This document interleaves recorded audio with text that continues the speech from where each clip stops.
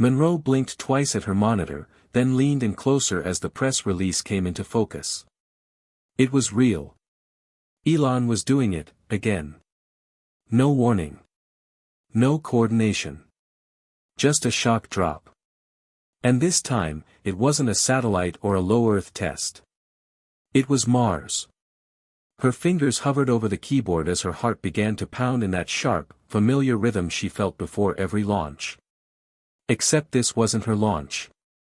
It was his. And it wasn't just inconvenient, it was catastrophic. Artemis II was scheduled to launch in 48 days. With overlapping trajectories and resource demands, NASA's timeline would have to shift. Again. The last time SpaceX made a surprise move like this, their own lunar lander tests got shelved. But this was Mars. Bigger stakes. Bigger story. Bigger consequences. Alyssa stood and glanced through the thick glass wall of mission integration, where half her team was now crowded around a large projection screen broadcasting Elon's statement. "We're ready," he said, grinning with that smug certainty he wore like armor. "The Polaris mission is our boldest leap yet. We believe Mars is ready for us, and we're not waiting." She clenched her jaw. This wasn't about boldness. It was about dominance. "This can't be a coincidence," she said under her breath. But it wasn't just about timing. The deeper question thudded in her chest. How did he move this fast? Polaris wasn't on any shared registry. No permit requests. No public specs. It had emerged from the dark, fully formed, like a phantom rocket. That should be impossible. NASA and SpaceX had agreements, shared orbital calendars, mutual transparency protocols. Yet here it was, an ambush. "Alyssa," came a voice behind her. She turned to see David Lynn, director of Artemis Mission Strategy, eyes wide and pale.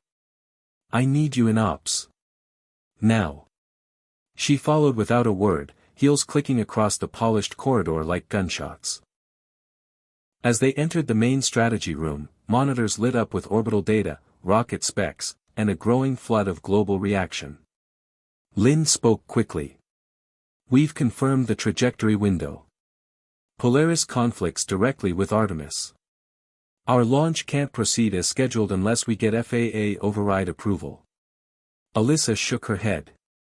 "That'll take weeks, if not months. We'll be forced to delay." He nodded grimly. "Unless we can prove this launch violates our tech protection protocols." The room went quiet. Everyone knew what that meant. Tech theft. Alyssa's mind flashed to her mother's voice, distant and buried in memory, saying late one night, "Never let innovation become a weapon. That's how we lose what matters most." Her mother, Dr. Valerie Monroe, had died chasing propulsion perfection. And now it felt like her ghost was rising, warning her that the stakes had returned. Alyssa stared at the data feed showing Polaris's projected specs. "I want full telemetry analysis.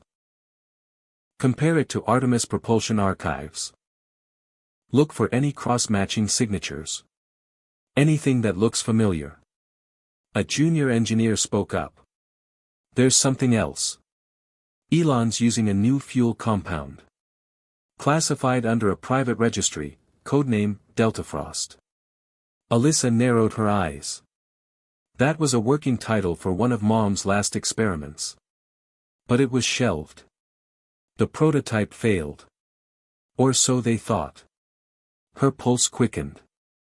This couldn't just be about launch timing. What if he'd somehow gotten hold of her mother's old propulsion data? Who else had access to her archives, she asked. Silence. Then another voice piped in. Daniel could help. He worked on the archival migration last year. Alyssa stiffened. Daniel Hayes. The new public affairs advisor. Smart, smooth-talking, always a little too curious about what went on in the labs. She had avoided trusting him for a reason. But now, she needed answers. The room dimmed as Elon's press stream continued. He was standing at Starbase, wind whipping his hair as he fielded questions from a fawning crowd. "This mission represents the next era of exploration," he said. "Governments are too slow. We move fast, we take risks. That's how you change the world." Alyssa felt the sting. He wasn't just pitching spaceflight.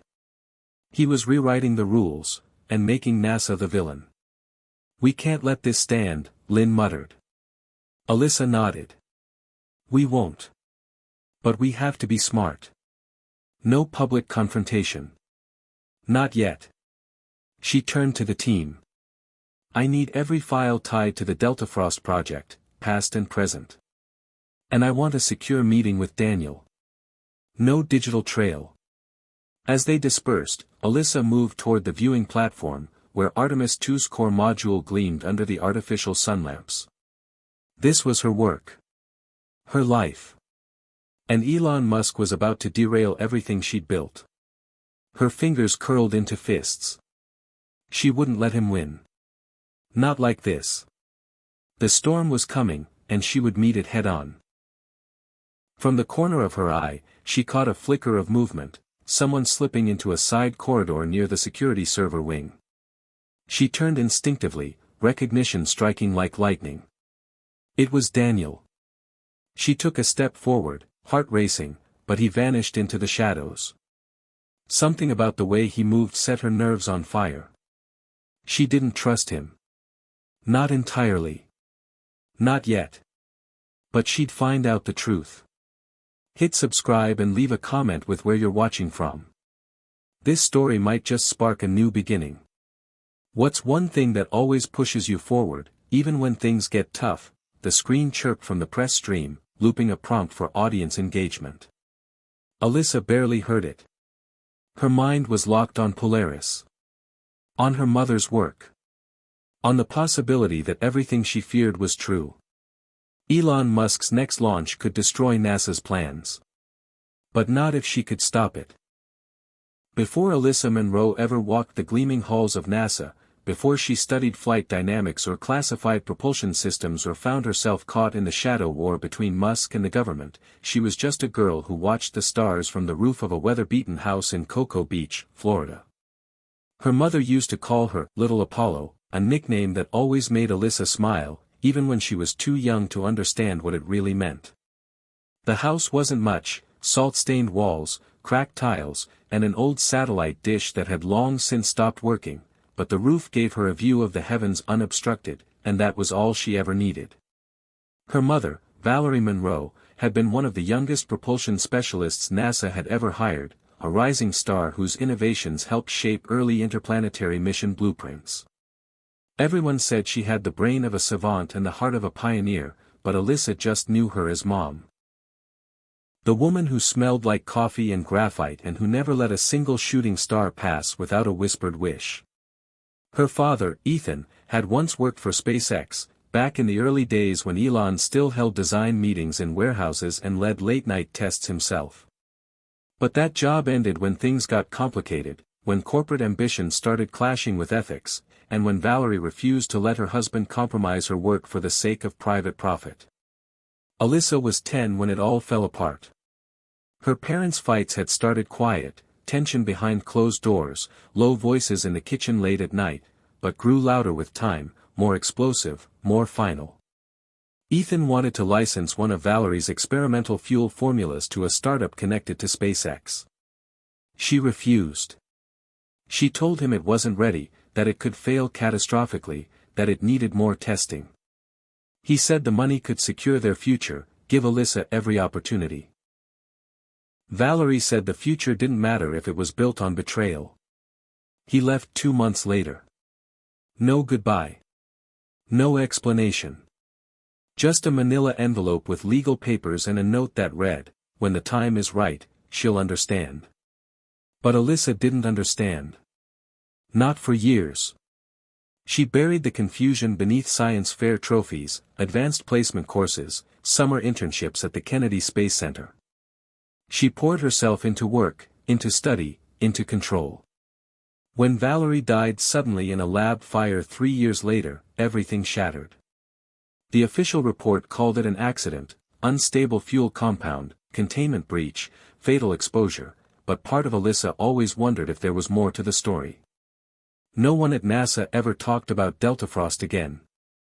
The project was buried, the files locked, the lab sealed off. Alyssa was 15, grieving and angry at the world. For a while, she drifted. Moved in with an aunt.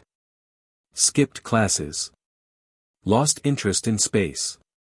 But then one night, she found an old thumb drive hidden in her mother's desk drawer, just a simple, unmarked stick that held video clips, lab logs, and journal entries. In one of them, Valerie spoke directly to her. "If you're watching this, it means I'm gone. And I'm sorry for that. But I need you to know, some things are worth protecting, even if it costs you everything." That message became Alyssa's anchor. It pulled her back. She returned to school with new focus, graduated early, earned her aerospace degree at MIT, and then, almost symbolically, turned down a lucrative offer from SpaceX to join NASA instead. Her mission was never about legacy. It was about truth. About finishing what her mother started. About keeping the future honest. In the years that followed, Alyssa climbed fast. She proved herself through action, not reputation. While others leveraged family names or past connections, she worked late, asked hard questions, and avoided shortcuts. She kept her mother's drive hidden deep, shared only with the stars she still watched from whatever roof she could find. But that didn't mean she was without doubts. There were nights she lay awake wondering if her choice to reject SpaceX had been idealistic, even naive. The company had done remarkable things: faster launches, lower costs, reusable systems that NASA once called impossible. Yet at every turn, Alyssa saw the price of that progress. Rushed timelines.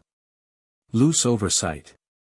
Technology borrowed, or stolen, from public projects. She couldn't forget the day she overheard a private conversation between two engineers at a conference, joking that SpaceX doesn't invent, they refine what others abandoned. That stuck with her. Made her wonder just how much of Valerie's work had truly been left to rot, or quietly repurposed. Her father never reached out again. She found him once online, briefly, a LinkedIn page that hadn't been updated in years. No current employer. No photo. Just a short bio that read, engineer. Innovator. Observer. She considered messaging him. Deleted the draft 3 times. Never sent it. Maybe she would have if things hadn't escalated. But now, with Elon's Polaris announcement and the word Deltafrost echoing like a ghost in her ears, the past no longer felt like history. It felt like a warning. She spent the next morning pulling archived logs from the internal NASA server. She ran background queries on her mother's propulsion notes, searching for any cross-referenced data that might hint at outside access. Nothing obvious. But that only made her more suspicious. If the Polaris propulsion system was truly derived from Deltafrost, the overlap would have to be deeper, hidden in code, design structures, or test logs. The access would have needed to come from someone inside. Someone with clearance. That narrowed the list dangerously. And Daniel Hayes was on it. She found him in the staff atrium, sipping coffee, browsing launch updates on his tablet with the calm of someone who didn't realize he was now a suspect. "Daniel," she said. He looked up, surprised. "Hey. Crazy news about Musk, right? Just came out of nowhere. Can we talk privately?" His brows raised, but he nodded, following her into an empty conference room. The moment the door shut, Alyssa leaned in close. "You worked on the data migration last year. Did you access any propulsion archives labeled Deltafrost?" He blinked, caught off guard. I don't remember. That was a massive archive batch." "Why?" "Because SpaceX is using a fuel compound by the same name. A compound that was never released, never licensed, and considered dangerous." Daniel hesitated, the easy smile fading. "I swear, Alyssa, I didn't leak anything. I've never even been to Starbase. But you used to work at SpaceX. As an intern. Years ago. I left because I didn't like the culture. Then prove it. Help me find out if someone else inside accessed the files. Help me trace the breach. He studied her face, then gave a small nod. Okay. I'll help. But if we do this, it stays off record. You know how political things get when it comes to Musk. Agreed.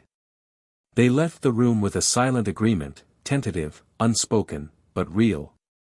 Alyssa wasn't sure if she could trust him yet, but she had no choice. Too much was at stake. That night, alone in her apartment, she pulled up the old video from her mother again. Valerie looked tired but determined, wearing her old white lab coat, grease smudged on one sleeve. They'll try to take shortcuts, she said in the recording. They always do. But you can't rush integrity. That's what they don't understand. And if someone ever uses this without finishing the work, without solving the heat transfer issue, it could fail. Spectacularly. Alyssa paused the video. Heart thudding. If Elon had bypassed the final stabilization process, Polaris wasn't just a violation of trust, it was a potential disaster. She stared out the window at the stars, remembering how they used to look from that old roof in Cocoa Beach. Back then, the sky had felt like a promise. Now, it felt like a battlefield. But she wasn't that drifting teenager anymore. She was NASA now. And she wasn't going to let history repeat itself. The next morning, Alyssa arrived at the Kennedy Space Center before the sun had crested the horizon, the air heavy with humidity and tension. A crimson streak glowed along the eastern sky as if nature itself sensed something unnatural in the air. She walked briskly past security, flashed her credentials, and entered the Mission Strategy building, where a dozen tired eyes turned to her with anticipation.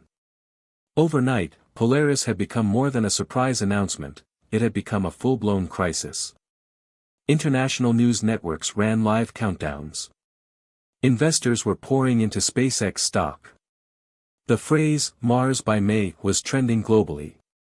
And NASA was on its heels. We've got new data, said Lynn, meeting her at the door with a tablet in hand.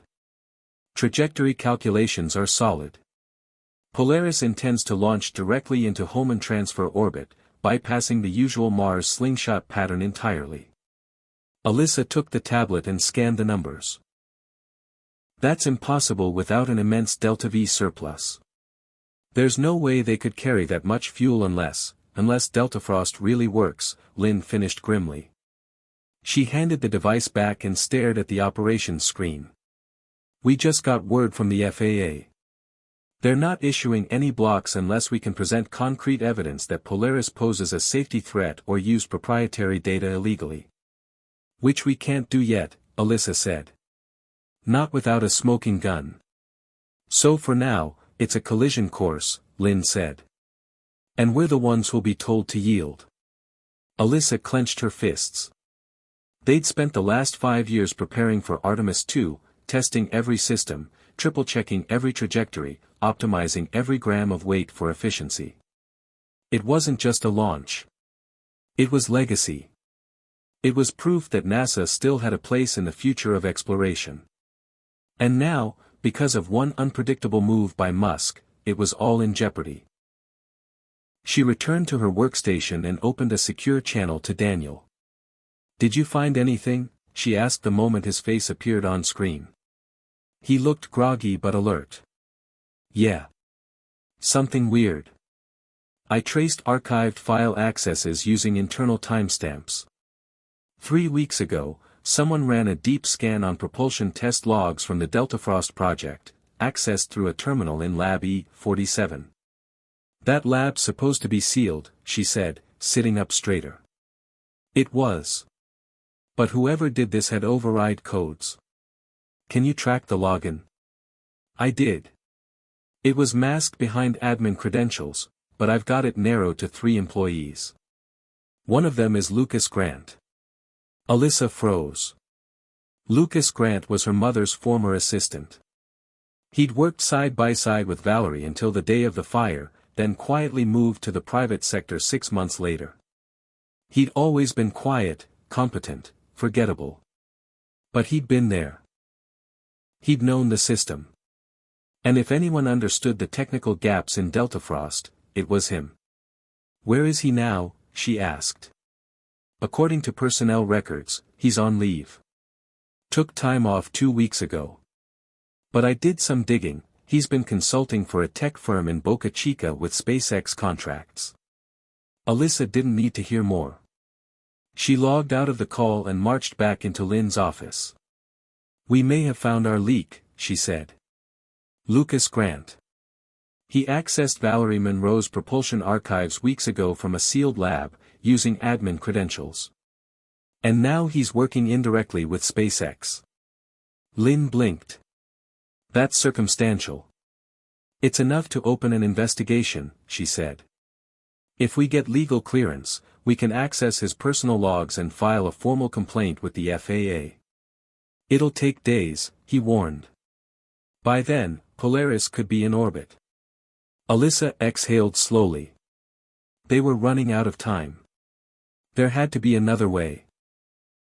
She turned back to her monitor and began cross-referencing Deltafrost schematics with known Polaris test data. The differences were subtle, but there. Where Valerie's design used a 2-stage ignition chamber to stabilize temperature before full combustion, Polaris's rumored engine specs showed signs of a single-stage chamber, likely to save space and weight. That meant it was faster. But it also meant it was unstable. If Elon had skipped the secondary cooling phase, Polaris would be vulnerable during ascent, especially if the rocket had to adjust trajectory mid-flight. That could be their angle.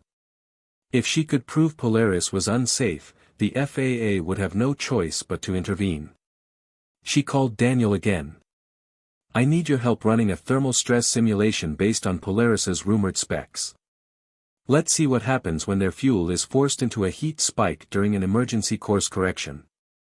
"On it," he said, already opening modeling software. They spent the next 6 hours building the simulation from the ground up, every data point pulled from public press releases, leaked schematics, and educated guesses.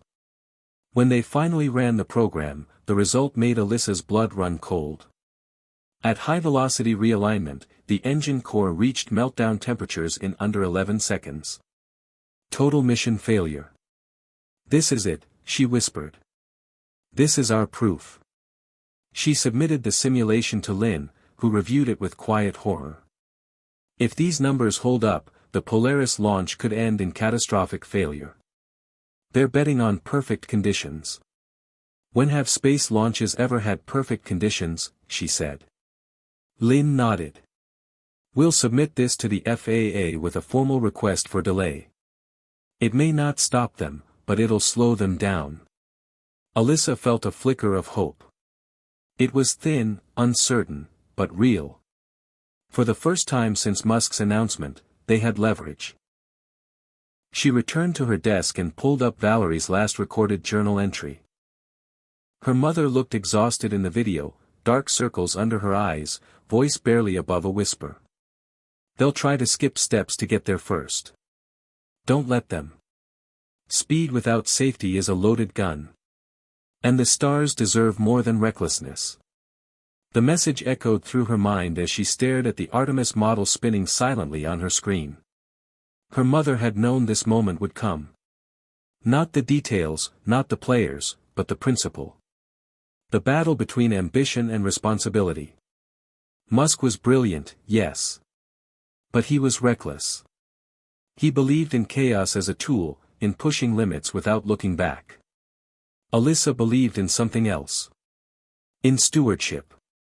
In progress with purpose. In the kind of slow, patient building that didn't make headlines, but made history. Late that evening, as she prepared to head home, her secure line rang again. It was Daniel. His face looked serious. "Alyssa," he said. "I just intercepted a private relay from a SpaceX Link server. They're launching early." "What?" They've moved the Polaris window up by 5 days. They're not waiting for FAA approval. They're going for it. Alyssa's stomach dropped. When? 3 days from now. She closed her eyes. Elon was doubling down. They had 72 hours to stop him, or everything her mother had warned about might come true. Prepare everything, she said. All the data, all the simulations. We're going to the top. She stood in the darkened office, heart racing, eyes locked on the stars above the glass ceiling. Collision Course wasn't just about rockets anymore. It was about ideals. And the countdown had already begun. The storm outside was more than metaphor. Thunder cracked through the Florida sky as dark clouds rolled over Cape Canaveral, rain streaking sideways across the windows of the Kennedy Space Center while wind bent the palm trees like brittle reeds. Inside Mission Control, the atmosphere was no calmer. Alyssa sat at her desk, eyes fixed on the wall of screens in front of her, each one updating in real time: Polaris fuel levels, launch pad activity in Boca Chica, flight path projections, weather overlays, public sentiment trackers, internal communications flagged with urgency. She hadn't slept in nearly 20 hours, but adrenaline had overridden fatigue. She moved on instinct now. They had 72 hours to stop the Polaris launch, or at least delay it, and every minute mattered. The thermal simulation she and Daniel had completed was already in the hands of the FAA, with a request for emergency review. If validated, it would demonstrate that Polaris's engine design lacked sufficient temperature regulation under emergency correction scenarios, leading to catastrophic core meltdown. It was the closest thing they had to a silver bullet. But the FAA moved like molasses, and SpaceX operated at the speed of light. Daniel walked in, soaked from the rain, holding a flash drive in one hand and a steaming cup of black coffee in the other. He handed her the drive. Cross-analysis with earlier propulsion tests confirms our findings. 3 independent simulations, same result every time. If Polaris veers off its intended arc even slightly during first stage separation, the entire vehicle is compromised. Alyssa took the drive, slotting it into her terminal. Did you send it to the Aerospace Safety Advisory Panel? Already in their queue. But they're bureaucratic. They'll want a review committee, peer verification, all of that. We don't have time for that. She opened the internal comms hub and initiated a Level 2 priority alert to the NASA office of the chief engineer. We're escalating. Daniel sipped his coffee, eyes on her. You ever wonder what would have happened if you'd taken that job at SpaceX? She didn't look away from the screen. I'd probably be sitting on the wrong side of this table right now. Or the right side, depending on who wins. This isn't about sides, Daniel. This is about consequences. Polaris isn't ready. And if it fails mid-flight, we're not just talking lost hardware. We're talking about setting the entire Mars program back a decade. Public trust, funding, safety protocols, all of it could collapse. He nodded slowly. And Musk doesn't care. He cares about winning. He always has. Her voice dropped. And I think someone gave him the exact thing he needed to win. She pulled up the access logs Daniel had found, cross-referencing the masked login from Lab E-47 with the NASA personnel roster. Lucas Grant. No recent logins. No returned emails. No official forwarding address. He'd vanished. Alyssa initiated a private background check through a third-party security firm NASA occasionally used during high-clearance personnel reviews. Within minutes, the report confirmed what she feared: Grant had taken up a short-term advisory role at a company with Shell ownership ties to SpaceX's propulsion division. The paper trail was weak, intentionally fragmented, but it was there. How many times do you think they've done this? She asked quietly. Used these proxy companies to siphon off research, poach talent, hide development pipelines from the feds? Too many to count, Daniel said. They don't break the rules. They rewrite them just fast enough to stay ahead of enforcement. Alyssa stood, walked to the edge of the viewing platform, and stared down at Artemis 2. The rocket stood like a monument to everything NASA had done right, methodical, tested, built by thousands of minds across decades. And now, thanks to one rogue billionaire with a cult following, it risked becoming a relic before it even left the pad. "You know what the worst part is?" she said, voice steady. "The public is cheering for him. They think this is bold. Disruptive. They think he's the future. They don't see the corners he cuts. Or the people he buries." She pulled out her phone and opened the last message her mother had ever sent. Just 6 words: stay the course. Finish the work. That was the night before the explosion. The night everything changed. Her chest tightened. She turned back to Daniel. "We're going to Boca Chica." His eyes widened. "What?" "I'm not waiting for some DC board to hold a meeting. I'm going to confront them directly.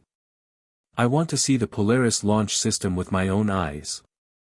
If it really uses my mother's tech, I'll recognize it. They'll never let you near it. They don't have to. They just have to let me talk." "To Elon?" She nodded. "You think he'll listen?" "No," she said. "But I'm going to give him one chance to stop this before someone dies." Within 2 hours, they were on a chartered flight, with Alyssa using her NASA credentials to bypass traditional airspace approval. As the jet lifted off the runway, she looked out at the storm fading behind them and felt a strange stillness settle over her. Not peace. Not fear. Something sharper. Purpose. Boca Chica appeared on the horizon like a mirage, the launch towers rising from the flat Texas earth like iron bones. The facility was surrounded by high fences, tight security, and cameras that tracked every move. Daniel handed her a visitor badge pre-cleared through a contact he had inside SpaceX, a favor owed from years ago. They were buzzed through 3 gates before entering the main operations building, where sleek white walls and minimalist furniture made it feel more like a tech startup than a space program. Elon wasn't in the building. But one of his senior advisors, Laura Keene, met them in a glass-walled conference room overlooking the test pad. "You have 5 minutes," she said coolly. Alyssa wasted no time. She pulled up the thermal simulations on her tablet and slid it across the table. "This is what happens if Polaris is forced to correct mid-ascent. The deltafrost compound can't handle the heat surge without secondary ignition dampeners. You've built a single-stage core." Laura didn't blink. And you're gambling with human lives," Alyssa said. "This isn't about speed. It's about survivability. You launch this rocket and it fails, you don't just kill the mission. You kill public trust in Mars exploration. You set us back 20 years. "You mean you," Laura said. "You're scared of being obsolete." Alyssa stood up. "I don't care who gets there first. I care who survives. And if you think Elon's ego is worth more than safety, then you've already lost." "Polaris is launching," Laura said calmly. "In 48 hours. Try not to blink." Alyssa turned and walked out, heart pounding, rage and helplessness spiraling inside her like a second storm. As she and Daniel stepped outside, the Texas sun blazed overhead, baking the metal structures around them. She looked at the rocket, gleaming on its pad, and imagined it breaking apart mid-flight, raining fire over the Gulf. "We're out of time," she said. "Then we need a new plan," Daniel replied. "Something big enough to force a delay." She looked up at the cloudless sky, then back at the jet waiting on the private runway. "Then let's make some noise." As the engines roared to life and the ground fell away beneath them, Alyssa made one final call, to a journalist she'd once sworn she'd never talk to again. "Remember when you said you wanted the real story?" she asked. "I've got it. But you better be ready to take on Elon Musk." The story broke like a thunderclap at midnight. Alyssa's call to journalist Miles Kendrick triggered a chain reaction she hadn't fully anticipated. Within hours, every major news outlet was echoing the headline, NASA Insider, SpaceX's new Mars rocket built on unstable, stolen tech. It was the spark she'd hoped for, but the fire that followed moved faster than anyone could control. Polaris, once hailed as the bold next step in human expansion, was suddenly under the microscope, with thermal simulations plastered across cable news and furious debates erupting on every social platform. The footage was damning. Alyssa's simulations clearly showed the breakdown of thermal regulation during a maneuver that, while rare, was well within the realm of possibility. The analysis had been validated by independent engineers by noon the next day. And then the speculation began: if the fuel compound truly was an iteration of the classified Deltafrost project, how had SpaceX acquired it? And why had the original program been shut down in the first place? Alyssa sat in a quiet room on the east wing of the Kennedy Space Center, watching the fallout unfold. She hadn't spoken publicly. That part had been handled by Miles, who knew how to spin a narrative without exposing his source. He referred to her only as a high-level propulsion specialist with ties to the original Deltafrost team, and for now, that anonymity was holding. But not for long. Her name was being passed around in closed-door meetings and back-channel threads, and she knew it was only a matter of time before someone connected the dots. "You sure about this?" Daniel asked, his voice low as he entered the room. "The media storm might buy us time, but if the wrong people find out what you did, they already know," Alyssa said. She showed him her phone. Her father had messaged her. The name Ethan Monroe had lit up her screen like a ghost. She hadn't heard from him in over a decade, but there it was, a single line, typed at 2:17 a.m., "You should have stayed quiet." No greeting. No signature. Just that. "I didn't even know he had my number," she muttered. "He's watching. Probably always was." "What does it mean?" Daniel asked. "It means he knows what SpaceX took," she said. "And that I'm about to tear open something bigger than anyone realized." She stared at the message a moment longer, then deleted it. Too late to back out now. The press was already pressing for comment from Musk, and his response came in true Elon fashion, on X, formerly Twitter, where he downplayed the allegations with a joke about rocket fuel, adding, "If Deltafrost was so dangerous, maybe NASA should have stuck to weather balloons." The sarcasm was a smokescreen. The tension underneath was very real. In response to public pressure, the FAA issued an emergency review request. The launch clock for Polaris froze. NASA's legal division immediately began formal proceedings to investigate unauthorized use of government-owned IP. Alyssa watched it all from behind the scenes, knowing she was both catalyst and target. She hadn't meant to become the story. She'd only wanted the truth to surface. But now the storm was circling back toward her, and it brought someone she never thought she'd see again. Ethan Monroe arrived unannounced. She was in the mission archive hall when security called her name over the intercom, telling her a visitor had requested access. She hesitated for 5 full seconds before walking to the front gate. And there he was. Older. Thinner. Hair grayer than she remembered, face more lined but still sharp. He wore a beige coat, carried nothing, looked at her with unreadable eyes. "You shouldn't have gone public," he said without preamble. "Not like that." "Hello to you too," she said, arms crossed. "Didn't think I'd see you at the scene of the crime." "This isn't a joke, Alyssa." "No. It's not. Someone stole Mom's work. Someone's about to launch a billion-dollar bomb into orbit. So I'd say it's pretty serious. And you just had to light it all on fire," he said. "Do you understand what you've done?" "I stopped a disaster," she snapped. "I exposed the truth. And now you're here, which tells me you knew the truth all along." He glanced around, then nodded toward a side hallway. "Not here. Walk with me." She followed, reluctantly, into one of the older briefing rooms that hadn't been updated since the shuttle era. Fluorescent lights hummed overhead. The room smelled like dust and decades of closed-door decisions. "I didn't leave because I didn't care," he said, once the door was closed. "I left because your mother made a choice. She refused to compromise, and I respected that. But it meant walking away from the only future we had."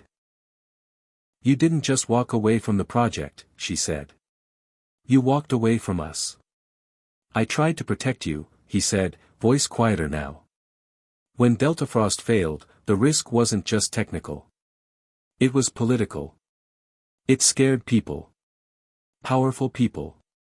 The compound was too volatile. The ignition process too unstable. NASA buried it for a reason. And now SpaceX is using it," she said. "With your help." "Not directly," he said. "But yes. I advised on the chemistry under a different name, through an R&D lab in Austin. I didn't know they were skipping the secondary chamber. I didn't know they'd rush it into a Mars mission. But you knew it was stolen." He didn't answer. Just looked at her with something like regret. "You don't know what you've started," he said. "This isn't just about rockets. There are people with real money and real influence tied to this mission. People who don't want you asking questions." "Then they shouldn't have stolen my mother's work," she said. "And if they want me silent, they'll have to try harder. Don't be stupid, Alyssa. You think Musk is your enemy, but he's just a symptom. The system behind him is deeper than you know. Then maybe it's time someone pulled the whole thing into the light." He studied her, face tight. "You sound just like her." "Good," she said. She was right. He nodded once, slowly. "Then be careful. You've got maybe one move left before they come for you directly." "Let them," she said. "I'm not afraid." After he left, she stood alone in the briefing room, heart thudding, thoughts swirling like orbiting satellites on the verge of collision. Her father's warning wasn't just about politics.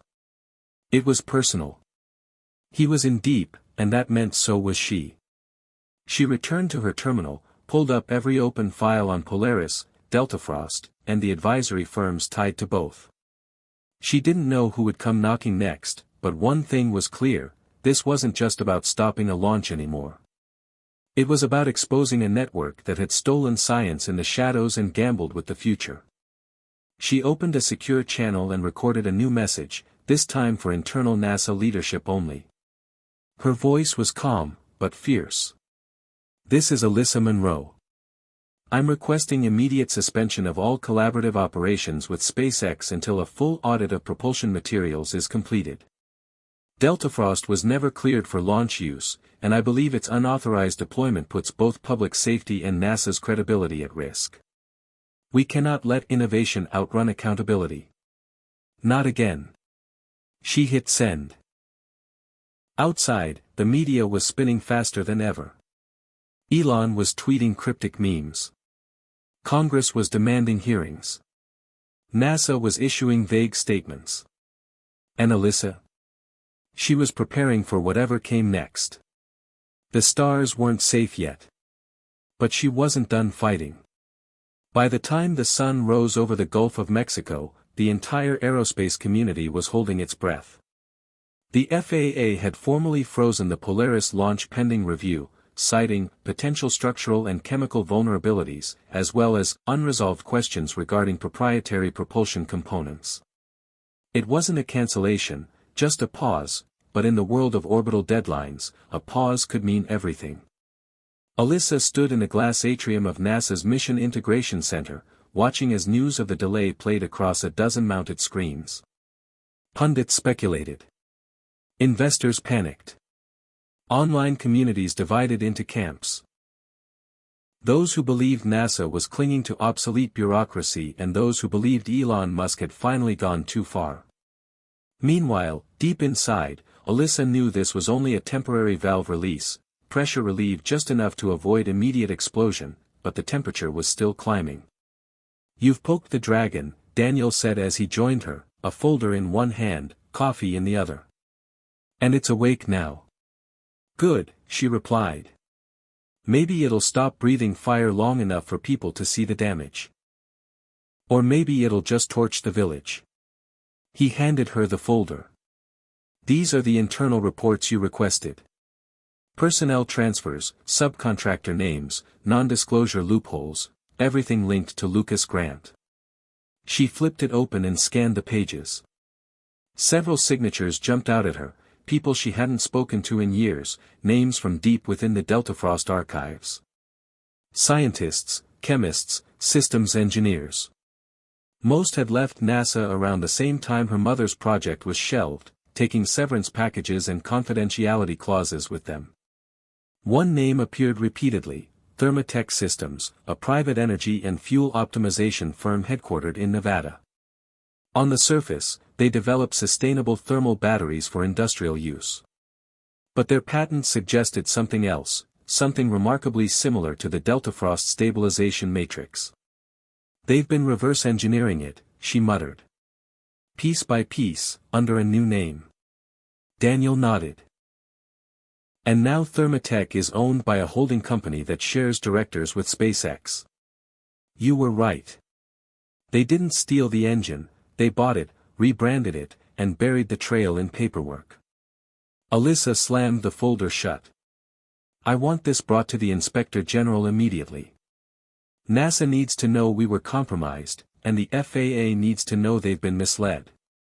Already forwarded. Good. Now we push harder. But just as they were preparing to issue another internal alert, Alyssa's secure tablet buzzed. A direct message had arrived, encrypted and signed only with the initials VM. Her mother's initials. She stared at it, unsure whether to trust her eyes. The message was only one line, data buried beneath CH-14. Find it before they do. CH-14. Cold Hangar 14.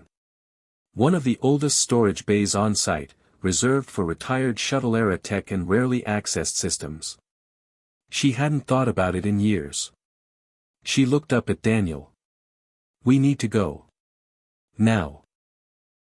They moved quickly across the complex, passing security with only minor delays thanks to Alyssa's clearance. CH-14 sat behind a rusted chain-link gate near the edge of the facility grounds.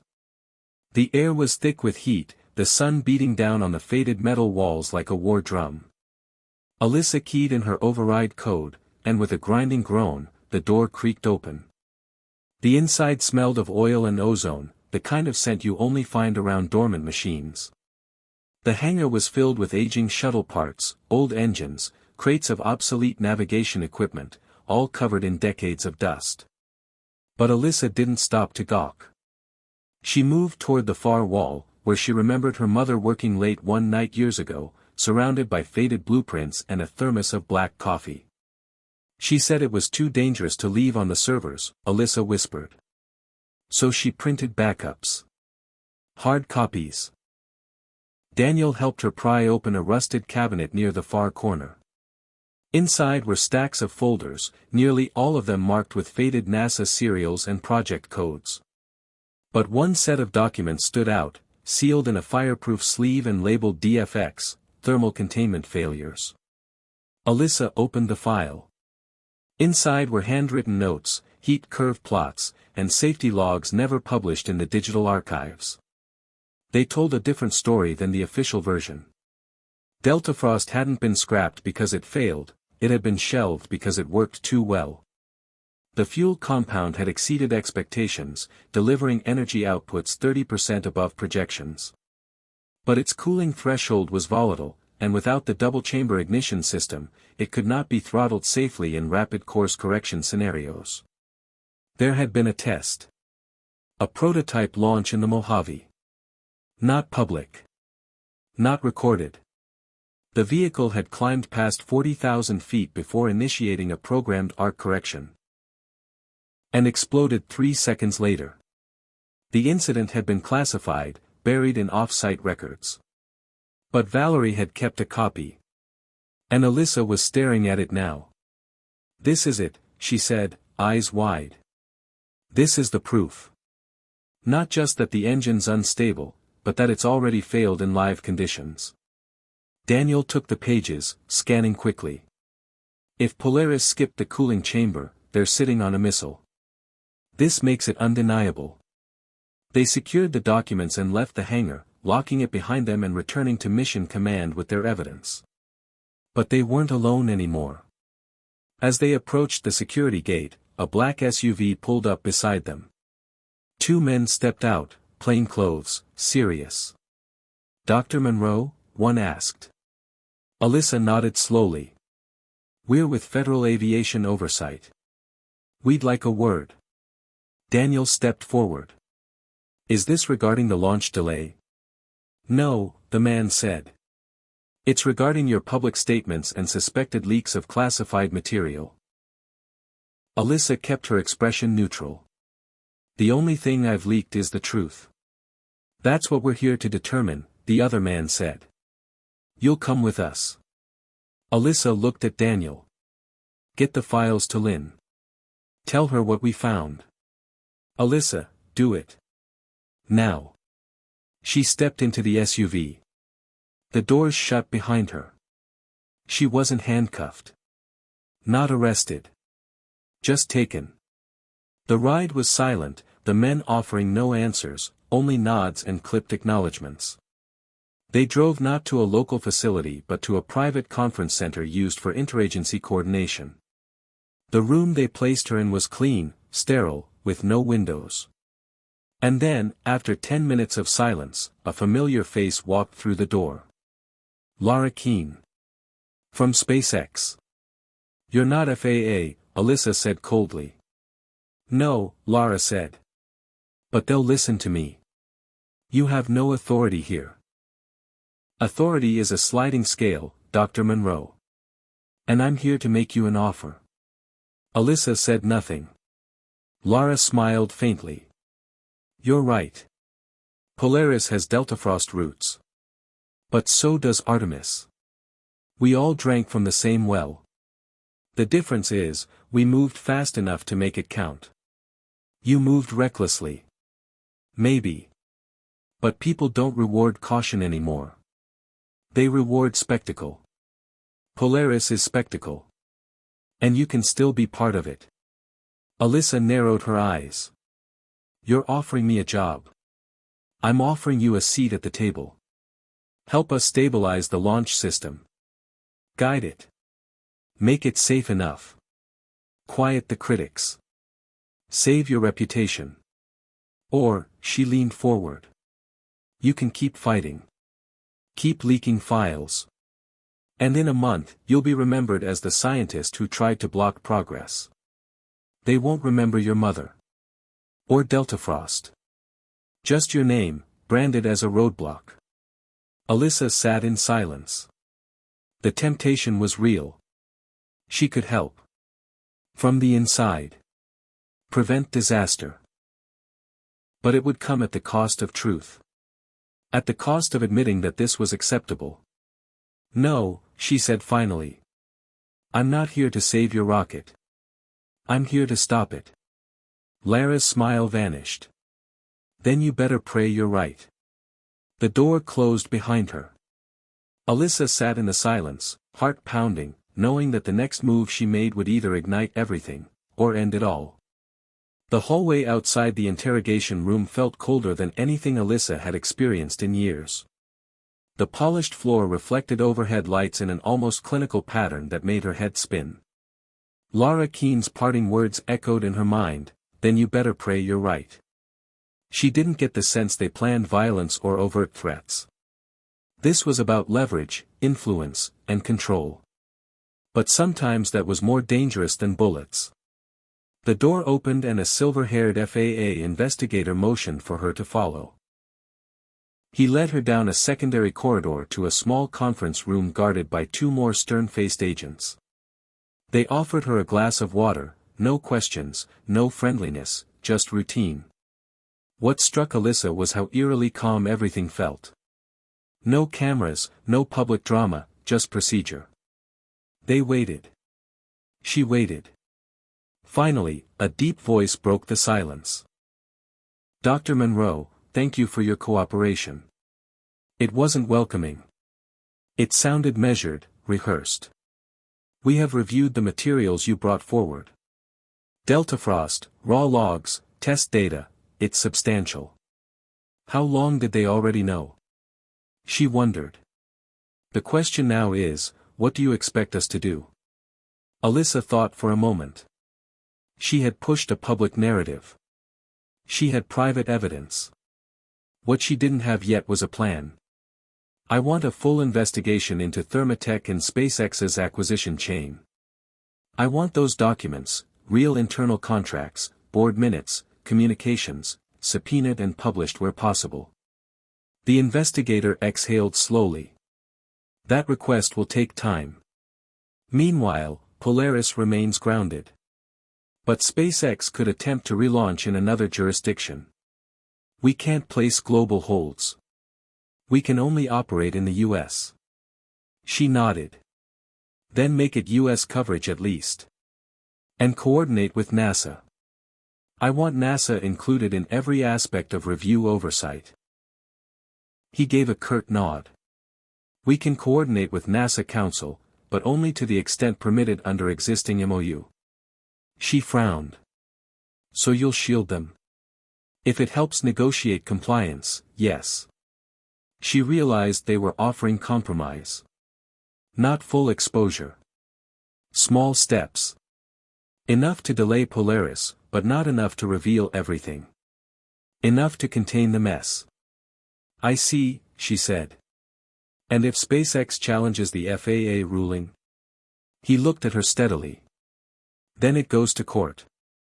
And any further leaks of classified data could complicate the case. That gave her pause. She'd taken a risk. She could be held personally liable. But too late now. Understood, she said quietly. I just want the science to come out. The world to know what we discovered. He looked at her, expressionless. You did well, Dr. Monroe. We'll be in touch. She was led back to the same hallway. Outside, Daniel paced in the lounge. Relief and tension both painted his face. He met her halfway. They bought it, he asked. To a point. You okay? She took a deep breath. We might get what we want. But not everything. And they hinted at legal exposure if more leaks come. We'll handle it. One step at a time. She nodded and the two walked back to mission control. Everything was still humming. Screens flashed FAA statements, congressional briefings, stock prices. Polaris was down, but not out. Alyssa felt the weight of the win, hollow and jagged. She'd spoken truth, but truth could be messy, and sometimes it cost more than you realized. Back at her desk, she opened an encrypted email from Miles Kendrick. Subject, next move. Inside, lines of story outline, guidance, and a reminder, public interest is shifting. Make the narrative bigger than tech, make it human. She scrolled down to find another header, your dad. She swallowed. He reached out. The message continued, if you're ready, there's someone who wants to talk. You owe it to yourself. Alyssa stared at the screen, heart pounding faster. Maybe she did want to know why Ethan had vanished back then. Maybe now was the time. She typed back, let's talk. Later that evening, the facility was dark. She left her card at security and slipped out through an unused access door, where Daniel waited in a black sedan. They drove with purpose, destination unspoken until the car stopped at a private residence on Merritt Island. She hadn't expected this. The house was one-story and unassuming, an architect's minimalist dream that couldn't hide among cedar trees.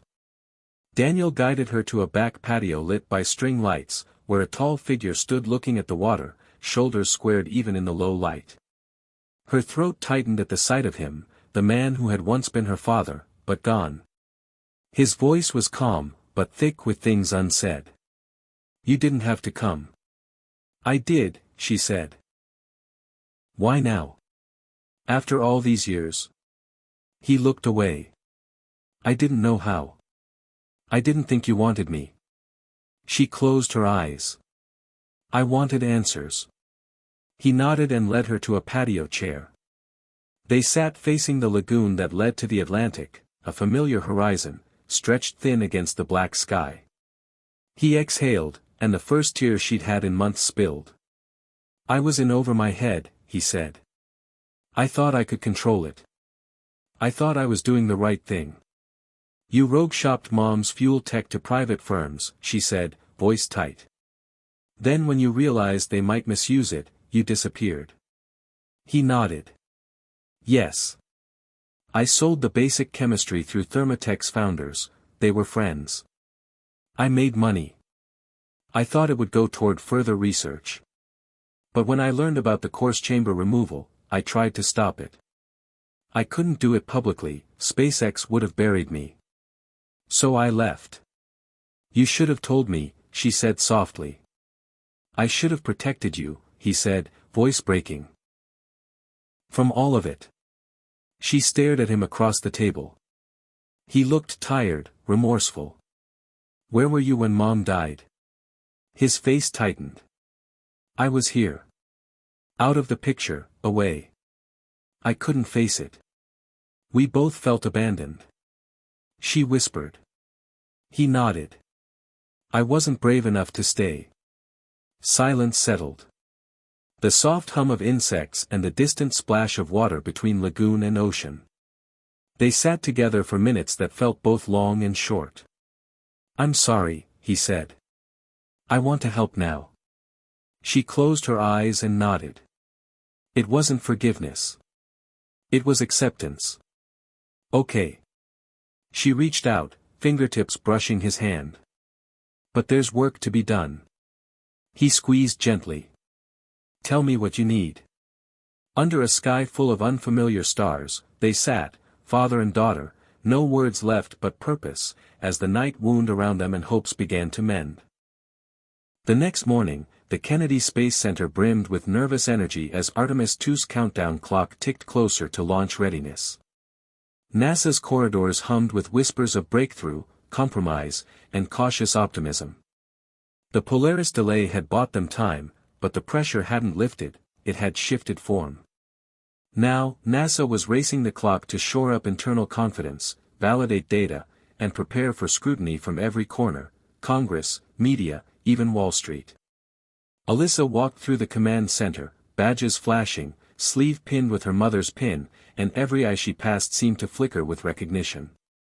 She was the story now, not an aide, not a strategist, but a lightning rod. She'd expected offers, threats, praise. But this felt different. She held her head high. Accountability was heavy, but it had given her clarity. In ops, she found Daniel hunched over a workstation, lines of code scrolling on the display. We ran matching protocols overnight, he said without looking up. SpaceX execs confirmed Thermotech has proprietary rights to the compound. It's legal, on paper. But there's no evidence they own the original Deltafrost test data. She nodded. So they're free to use a renamed version but not the original logs. Exactly. Our challenge, quantify the derivative tech's reliance on unsanctioned data. She closed her eyes. It was the fine line of science versus law again. Did they rely on chemical divergence thresholds and stability curves? Or did they risk muddying public opinion with jargon? She pushed her worries aside. Numbers could speak louder. We submit this to the FAA today. Tell them that without the secondary ignition proof, Polaris remains unsafe for course correction. He saved the files and emailed them under highest priority. Done. She exhaled and made her way to Lynn's office, where a briefing was underway with media affairs and congressional liaisons. She slipped in quietly, took a seat and watched as Lynn outlined the NASA position: safety first, no pointing fingers, legal review ongoing, collaboration open. No drama. No sensationalism. Just NASA. But in that room too, everyone knew the truth lurked behind the suit. As they wrapped up, she was pulled aside by Jenna Park, a senior NASA counselor. They want you to testify tomorrow, Jenna said. At the hearing. Senate Commerce Committee. She nodded. Understood. Jenna lowered her voice. Your father's joining you. He's requested clearance. It was stunning and strategic. Together, they would be living proof of the story behind the tech. Good, Alyssa said. Jenna paused. Be careful. This is bigger than Polaris now. She waited, then let her, I know.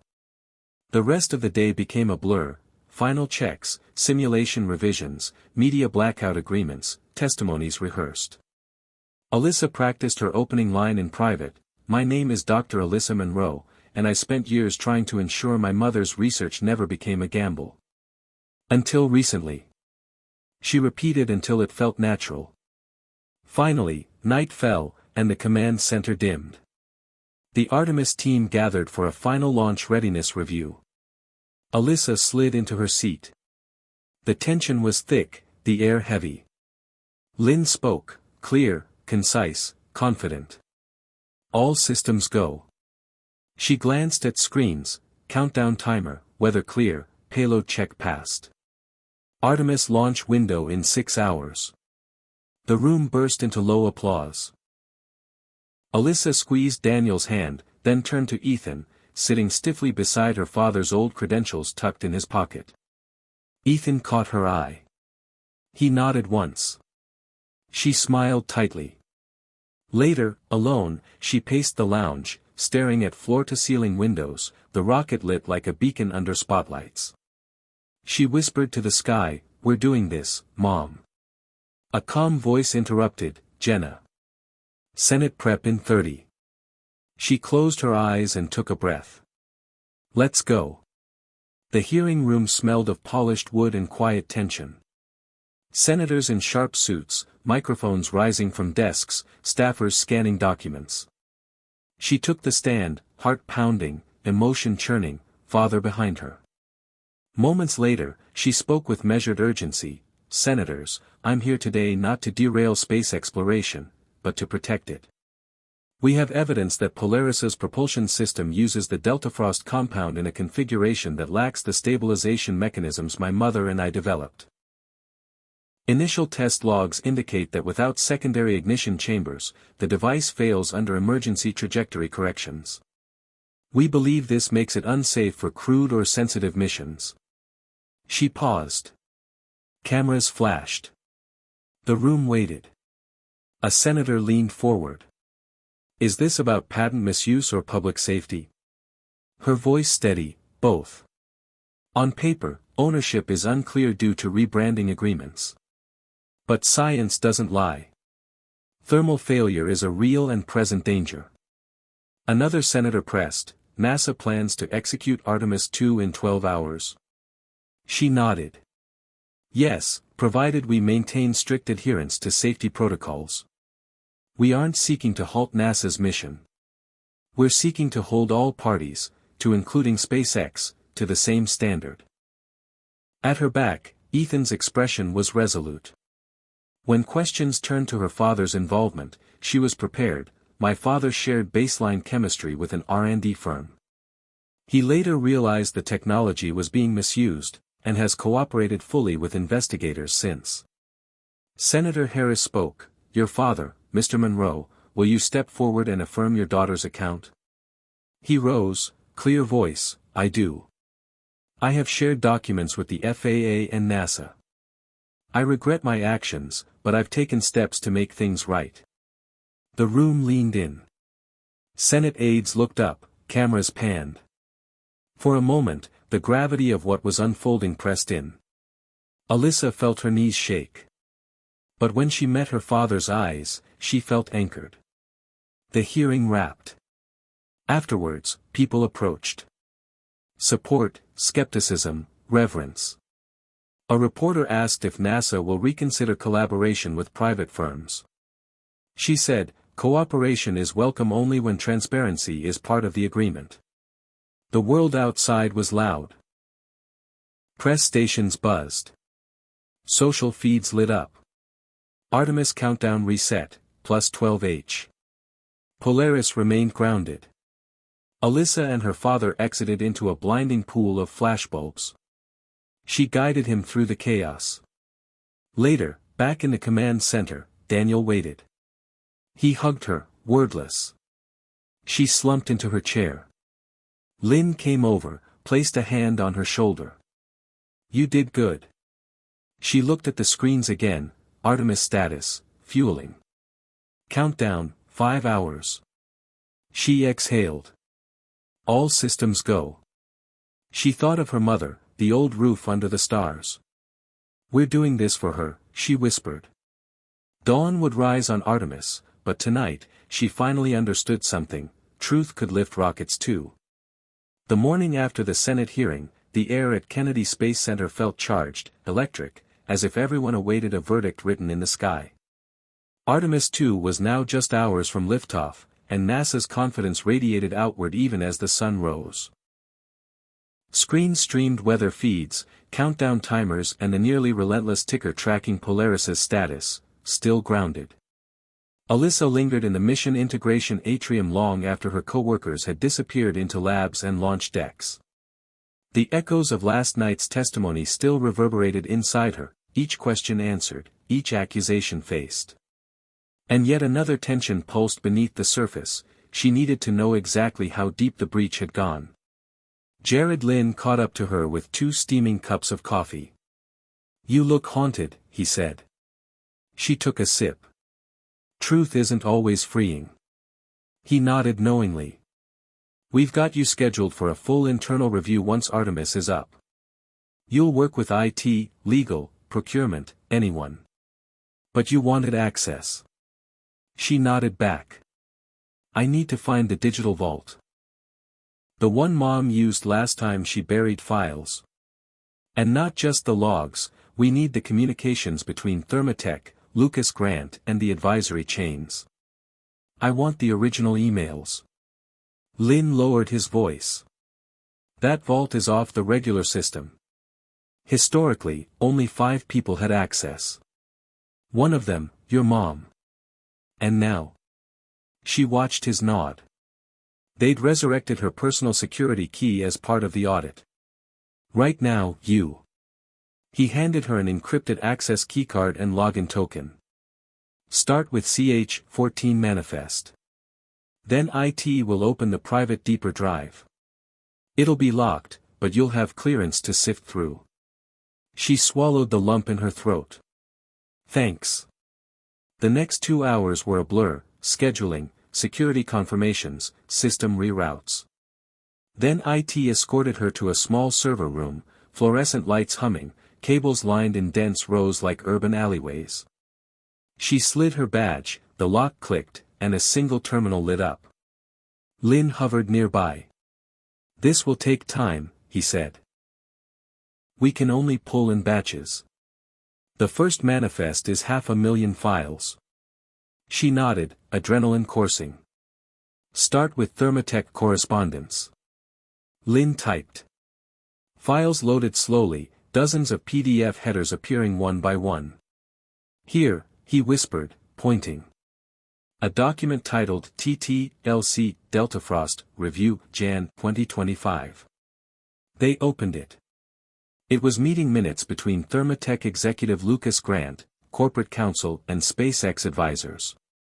It referenced public domain licenses and proprietary add-on patents, but later lines noted specific performance guidelines withheld per NDA, which the author annotated. Action: generate internal memo verifying origin of data. Alyssa's pulse hammered. That internal memo likely contained clear references. She flagged the file, then opened another: emails between Grant and Thermatech chemists referencing raw heat data, from Monroe internal dataset, and see raw DF curve. More evidence. Her stomach twisted. Next, she turned to SpaceX procurement logs. Payments wired to shell accounts in Cayman Islands labeled Thermatech IP licensing. She printed each invoice in PDF. Heart thundered, she whispered aloud, this is the network. Lynn watched silently. She realized she'd discovered more than engineering theft, this was corporate espionage with financial laundering. With digital evidence flagged, they began pulling communication logs between Lucas and Lara Keene's team. Alyssa paused at a redacted email where Keene updates, marketing requires only 30% risk pass, schedule ahead of Artemis. She slumped. She felt nausea. Corruption wasn't clever, it was blind ambition wrapped in spreadsheets. She closed her eyes. This wasn't just Polaris or NASA, it was a design to outmaneuver regulations through contracts, NDAs and shell accounts. She shut the terminal. Lynn. These have to go public. He nodded. We follow chain of custody, deliver officially to FAA and Inspector General. The hearing gave us momentum. Now we need impact. Alyssa exhaled. We need to move fast. Artemis lifts in 5 hours. Once that's done, we release the files. I'll convene legal counsel. She placed her badge on the desk. Then I'll testify again.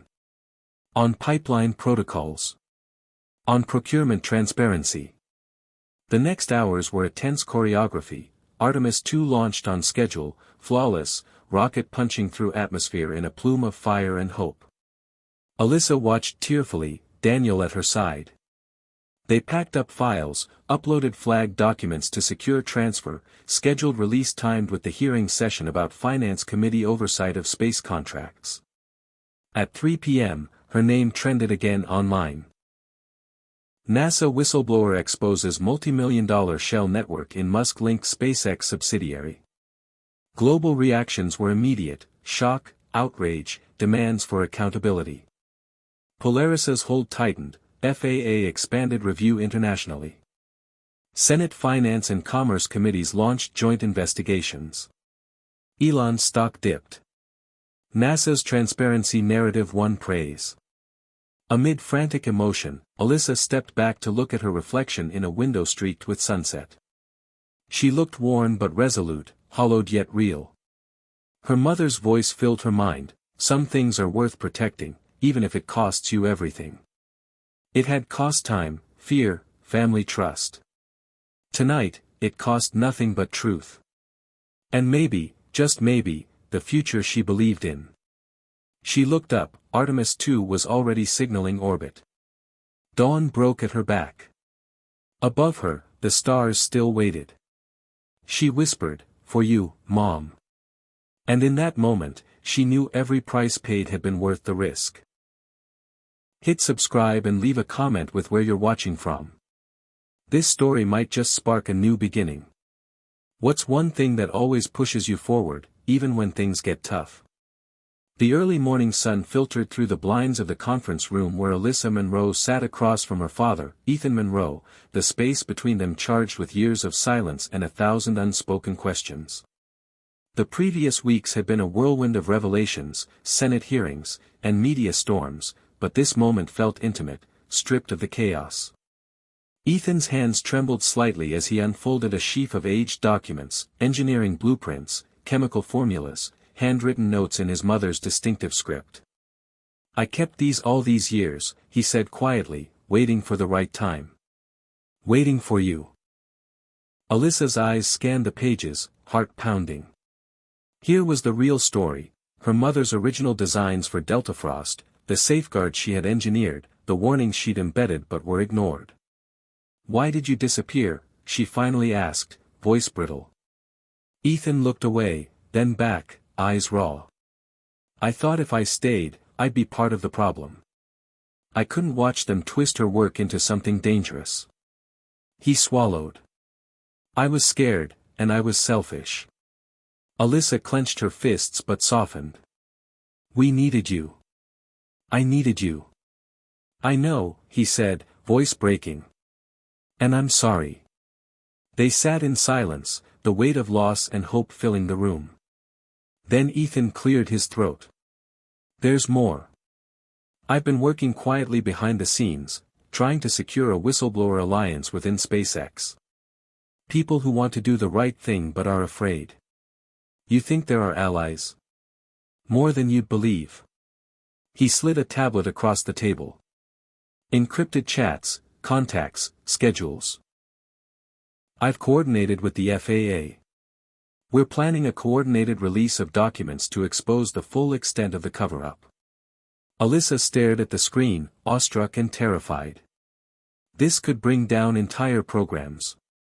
Or save them, Ethan said firmly. The truth is the only way forward. They spent hours mapping strategy, legal teams, timing, messaging. Their shared past no longer a chasm but a bridge.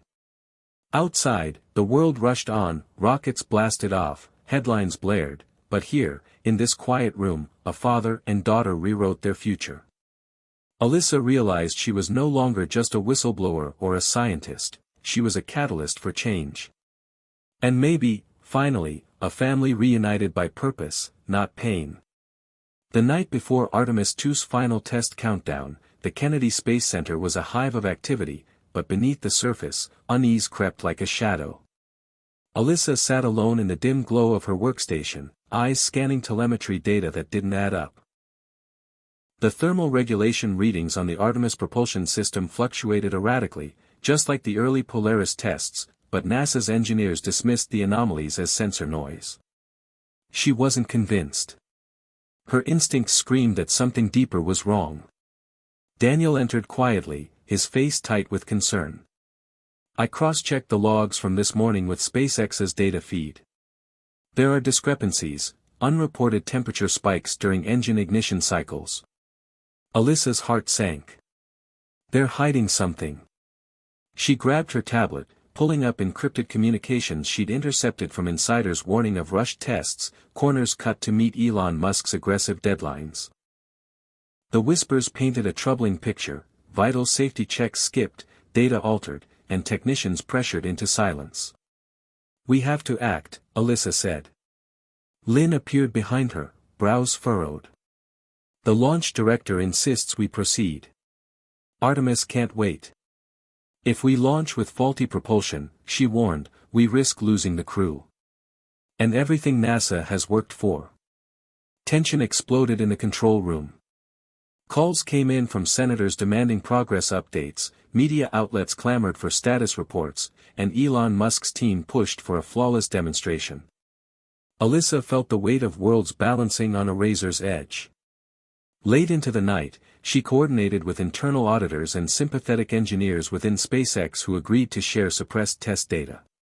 The files revealed a harrowing truth: the propulsion system's thermal safeguards were incomplete, leaving it vulnerable to catastrophic failure under specific stress scenarios. She compiled a report and sent it to Lynn with an urgent plea to delay the launch. Meanwhile, whispers of sabotage began circulating. Rumors that rival contractors might be tampering with equipment to discredit SpaceX. Security intensified. Surveillance cameras recorded shadowy figures near sensitive areas. Alyssa stayed vigilant, haunted by memories of her mother's warnings about corporate espionage and the cost of ambition unchecked. As dawn approached, Artemis II's launch clock ticked relentlessly forward. Alyssa and Daniel prepared to testify again before an emergency NASA safety review board. She knew the decision wasn't hers alone, but she vowed to fight for every life depending on the rocket's success. When the board convened, the room was charged with urgency. Alyssa presented the data, laying bare the risks with clinical precision but raw emotion. The debate was fierce. Elon's representatives argued for the integrity of their modifications, NASA engineers pushed for caution. Finally, the board voted, launch delayed pending further safety verification. Cheers erupted quietly among NASA staff. Relief and frustration mingled. Alyssa stepped outside, the early sunlight bathing the launch pad in gold. She watched Artemis II poised for flight, a symbol of human aspiration and peril. The shadows over the launch pad hadn't lifted, but for now, hope held sway. She whispered, "We fight for the stars, but never at the cost of our humanity." The delay of Artemis II sent ripples far beyond the launch pad, reaching boardrooms and political offices where hidden agendas stirred beneath polished facades. Alyssa sat in a sterile briefing room, a stack of confidential documents spread before her, each page revealing layers of a shadow play that threatened to unravel everything NASA stood for. She had uncovered more than just technical failures, a web of influence, power, and profit manipulated the future of space exploration. The first piece fell into place when a whistleblower from within SpaceX's executive circle leaked internal memos outlining a plan to prioritize commercial satellite launches over crewed missions, citing budget optimizations and market competitiveness. Elon Musk's vision for Mars colonization, she realized, was entwined with aggressive financial strategies that didn't always align with NASA's ideals. Her investigation deepened, revealing that lobbying efforts had quietly shifted funding away from public space programs to private contractors with vested interests. Congressional allies received donations from aerospace corporations, shaping policy with strings attached.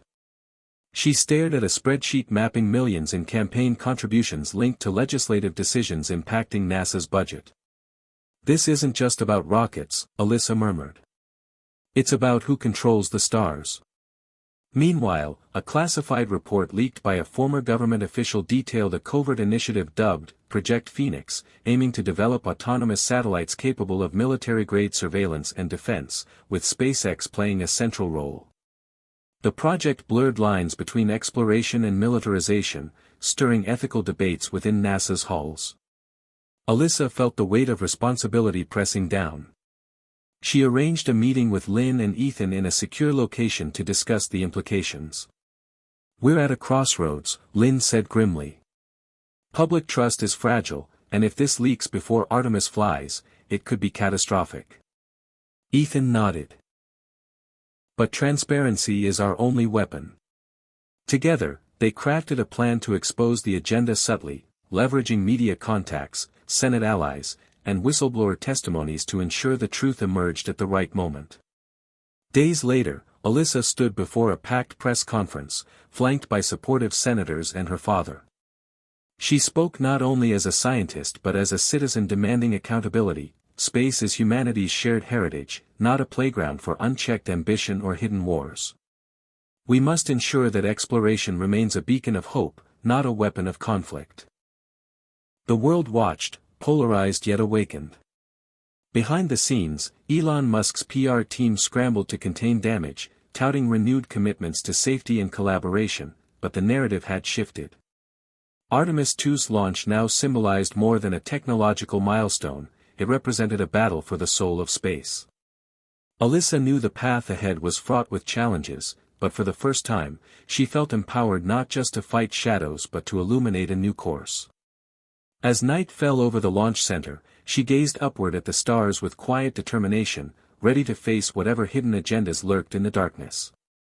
In the days following the revelation of Project Phoenix and the murky financial entanglements, trust fractured like glass between NASA, SpaceX, and the government. Alyssa Monroe found herself at the center of a storm that went far beyond rockets and data breaches. Trust, she realized, was the currency of progress, and without it, everything could collapse.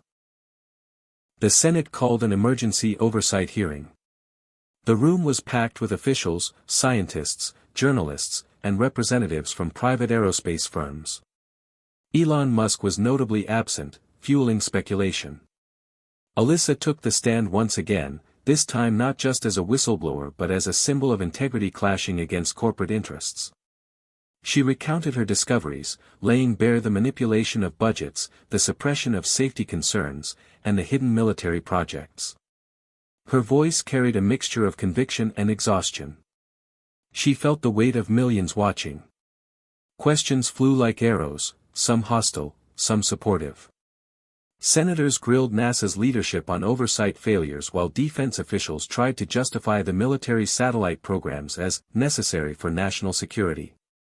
The room crackled with tension. Outside, social media exploded with debates, protests, and viral campaigns both supporting and attacking Alyssa. The public was divided. Some hailed her as a hero fighting for transparency, others labeled her a saboteur undermining national pride. Back at the Kennedy Space Center, lines blurred between colleagues as alliances formed and fractured. Alyssa received anonymous threats, warning her to step back. But she refused. She leaned on Daniel and her father Ethan, whose steadfast support became her anchor. A key moment came when she met with the astronauts scheduled for Artemis II. Their faces, a mixture of hope and fear, reminded her what was truly at stake. Commander Elena Ruiz, a seasoned astronaut with decades of experience, said quietly, "We trust you, Alyssa. You're fighting for us all." That trust ignited a new fire within her. The fallout prompted NASA to initiate an unprecedented transparency protocol, releasing real-time data feeds of Artemis II systems to the public. It was a bold move, intended to restore faith and demonstrate accountability. Meanwhile, behind closed doors, negotiations with SpaceX became heated. Elon Musk finally appeared at a press conference, his demeanor defensive but measured. "Innovation requires risk," he declared. "We will not let fear stall humanity's next giant leap." Alyssa watched, determined to ensure risk never meant recklessness. She understood the crossroads they faced, one path leading toward collaboration built on honesty, the other toward competition breeding secrecy and danger. As Artemis II's launch date crept closer, Alyssa worked tirelessly with engineers and legal teams to finalize safety reviews and public communications. Every test, every report was scrutinized. The world held its breath. One evening, standing on the observation deck overlooking the glowing launch pad, Daniel asked, "Do you think they'll ever fully trust you?" She smiled faintly. "Trust isn't given. It's earned, moment by moment. I'm ready to keep earning it." The stars above twinkled with the promise of unknown worlds and uncertain futures. Alyssa knew the road ahead would be long and fraught with challenges, but at this crossroads of trust, she found clarity. The future of space depended not just on technology but on the bonds forged between people, grounded in truth. The days leading up to Artemis II's revised launch date were a whirlwind of preparation, public scrutiny, and high-stakes diplomacy. Alyssa Monroe found herself juggling more roles than ever: scientist, whistleblower, public figure, and reluctant spokesperson for NASA's commitment to transparency. The control room buzzed with tense energy as final systems checks unfolded under the watchful eyes of engineers, journalists, and government officials. Every sensor, every telemetry feed was monitored live by thousands worldwide. Yet beneath the surface, Alyssa sensed a gathering storm. Months of exposing secrets and facing down powerful interests had made her a target. Anonymous threats persisted, shadowy figures lurked near the launch facility's perimeter. Security tightened, but the atmosphere remained fragile. As the countdown clock inched closer to zero, Alyssa's mind raced through the layers of risk, not just technical but political and personal. She met with her father Ethan and Daniel late one evening in a quiet briefing room. "This launch is more than a test flight," she said, voice steady but charged with emotion. "It's a symbol of what we've fought for, the right to explore without sacrificing integrity." Ethan nodded solemnly. "You've carried a heavy burden. But you're not alone." Daniel added, "Whatever happens, you've changed the course of history." The next morning, the control center was packed. Elon Musk himself appeared via live video feed, his tone measured, offering cautious congratulations on the safety upgrades and renewed protocols. The crew suited up with determination, embodying humanity's daring spirit. Alyssa watched the launch pad from the observation deck, heart pounding. The sleek Artemis II rocket gleamed under floodlights, a testament to human ingenuity and flawed ambition intertwined. The countdown began. 10. 9. The world held its breath. Alyssa's phone buzzed incessantly, news anchors, social media updates, anxious messages from supporters. 5. 4. The final checks flashed green. Suddenly, a hush fell over the room as the rocket engines ignited, flames roaring skyward. Artemis II lifted off, ascending with a thunderous roar that shook the ground and lifted spirits. Alyssa felt tears sting her eyes. Years of struggle and sacrifice had culminated in this moment. But even as the rocket climbed beyond the atmosphere, a new alert flashed on her monitor, an unexpected data packet intercepted from an unknown source. It contained encrypted files suggesting further undisclosed projects linked to Project Phoenix. Someone, somewhere, was still hiding secrets. As Artemis II vanished into the cosmos, Alyssa realized the battle for truth was far from over. She whispered, "This is just the beginning." The countdown to revelation had only just begun. As Artemis II soared beyond the Earth's atmosphere, the control room's tension shifted from technical focus to a murmur of unease. Alyssa Monroe's attention was caught by the encrypted data packet she'd intercepted during launch. Its contents hinted at layers of deception even deeper than she had imagined. Late into the night, Alyssa pored over the files with Daniel and Ethan, uncovering fragments of covert experiments, unauthorized collaborations, and shadow budgets hidden within NASA and SpaceX's official records. The name, Project Chimera, surfaced repeatedly, an initiative involving AI-driven weaponry disguised as exploration technology. These revelations shattered the fragile trust that had begun to rebuild. The whispers of military expansion had turned into a full-blown shadow war waged in the corridors of power. Each file revealed new betrayals, scientists coerced to withhold data, engineers threatened with dismissal, and executives manipulating public statements. The deeper Alyssa delved, the more she realized that her mother's warnings had only scratched the surface. As dawn broke, Alyssa confronted Lynn and other senior NASA officials with the evidence. The room grew heavy with silence before Lynn spoke, voice weary but resolute. "We knew about Chimera, but we hoped it could be contained, controlled." Alyssa's frustration flared. Controlled? How do you contain lies and half-truths? This endangers every mission, every life. The conversation escalated into heated debate, with some officials advocating for immediate public disclosure, while others feared the political fallout and international consequences. Alyssa felt caught between her duty to the truth and the weight of potential chaos. Meanwhile, SpaceX's PR team scrambled to manage the mounting crisis, issuing statements emphasizing their commitment to peaceful exploration and denying any involvement in weaponized technology. Elon Musk remained silent publicly, fueling speculation about his true role. The media frenzy exploded, with headlines questioning the integrity of space programs and stirring public distrust. Alyssa found herself the reluctant face of a growing movement demanding accountability and ethical oversight. The astronauts aboard Artemis II, now in lunar orbit, remained unaware of the storm raging on Earth. Alyssa arranged secure communications with Commander Elena Ruiz, urging transparency upon their return. "We owe it to the crew," Alyssa insisted. "And to the future of exploration." As pressure mounted, Alyssa's resolve strengthened. She coordinated with allies in Congress to draft legislation establishing independent oversight bodies for space technology development. She also reached out to international partners to foster a coalition committed to peaceful space exploration free from militarization. The path was treacherous, with enemies lurking in unexpected places, but Alyssa embraced the challenge. One evening, alone in her office, she gazed at a photo of her mother, a reminder of why the fight mattered. The echoes of deception would not silence the truth. And Alyssa Monroe was determined to be its voice. The weeks after Artemis II's successful orbit brought a tense calm, but beneath the surface, the war for truth raged on. Alyssa Monroe found herself navigating a labyrinth of political pressure, media scrutiny, and whispered threats. The exposure of Project Chimera had shaken the foundation of space exploration and turned allies into wary observers.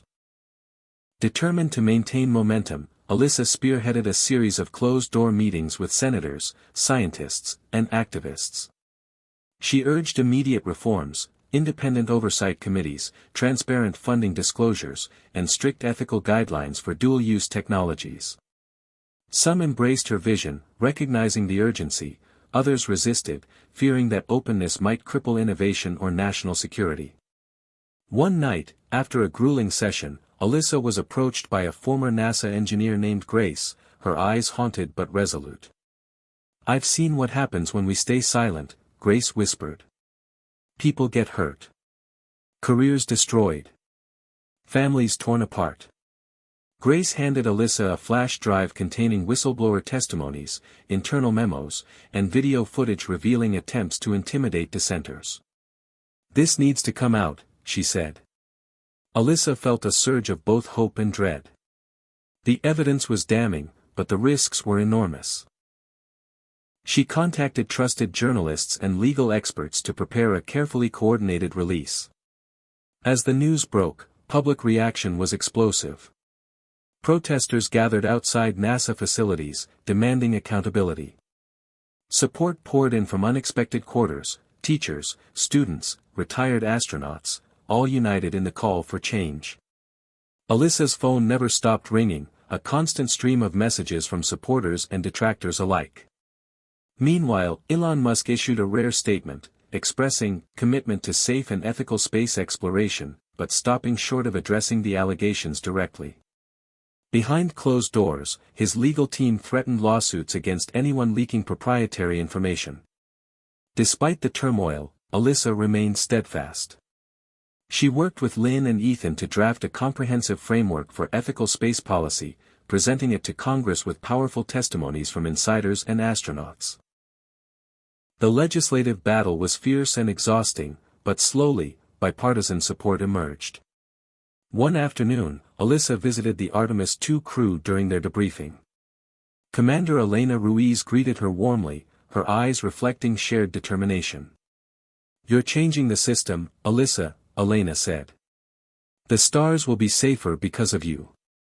That night, Alyssa stood on the launch pad observation deck, looking up at the moonlit sky. The silence felt different now, charged with possibility. Breaking the silence had cost her dearly, but it had also sparked a movement. She whispered to the stars, "We will make this right. Together." The fight was far from over, but Alyssa Monroe knew she was no longer alone. Tensions between NASA and SpaceX escalated rapidly as Artemis II's mission transitioned from orbit to its planned lunar flyby. Behind the scenes, corporate strategies and government policies collided, threatening to derail not just the mission but the fragile alliances forged in the aftermath of the revelations. Alyssa Monroe found herself thrust into the eye of the storm once again. After months of advocating for transparency and oversight, she was now confronting a new challenge: reconciling competing visions of space exploration. Elon Musk's vision of rapid commercialization and colonization clashed directly with NASA's cautious approach rooted in scientific rigor and public accountability. One afternoon, Alyssa attended a high-level meeting convened by the Office of Space Commerce, aiming to draft a joint framework for future missions. Representatives from NASA, SpaceX, the Department of Defense, and international partners gathered in a conference room overlooking the launch facilities. The air was thick with unspoken resentments and veiled threats. Elon Musk spoke first, his tone sharp and unapologetic. "Innovation doesn't wait for bureaucracy," he declared. "If we want to lead humanity to Mars, we need to move faster, take bigger risks, and leave old institutions behind." NASA Administrator Lynn responded calmly but firmly. "Speed without safety is reckless. Our responsibility is to ensure every mission honors the lives of those who fly and the trust of the public." The debate quickly spiraled into accusations of stalling progress versus risking lives. Alyssa stepped in, attempting to mediate. Both sides want the same goal: humanity's future in space. But we must find common ground that respects safety, ethics, and innovation. The meeting ended without consensus, deepening the divide.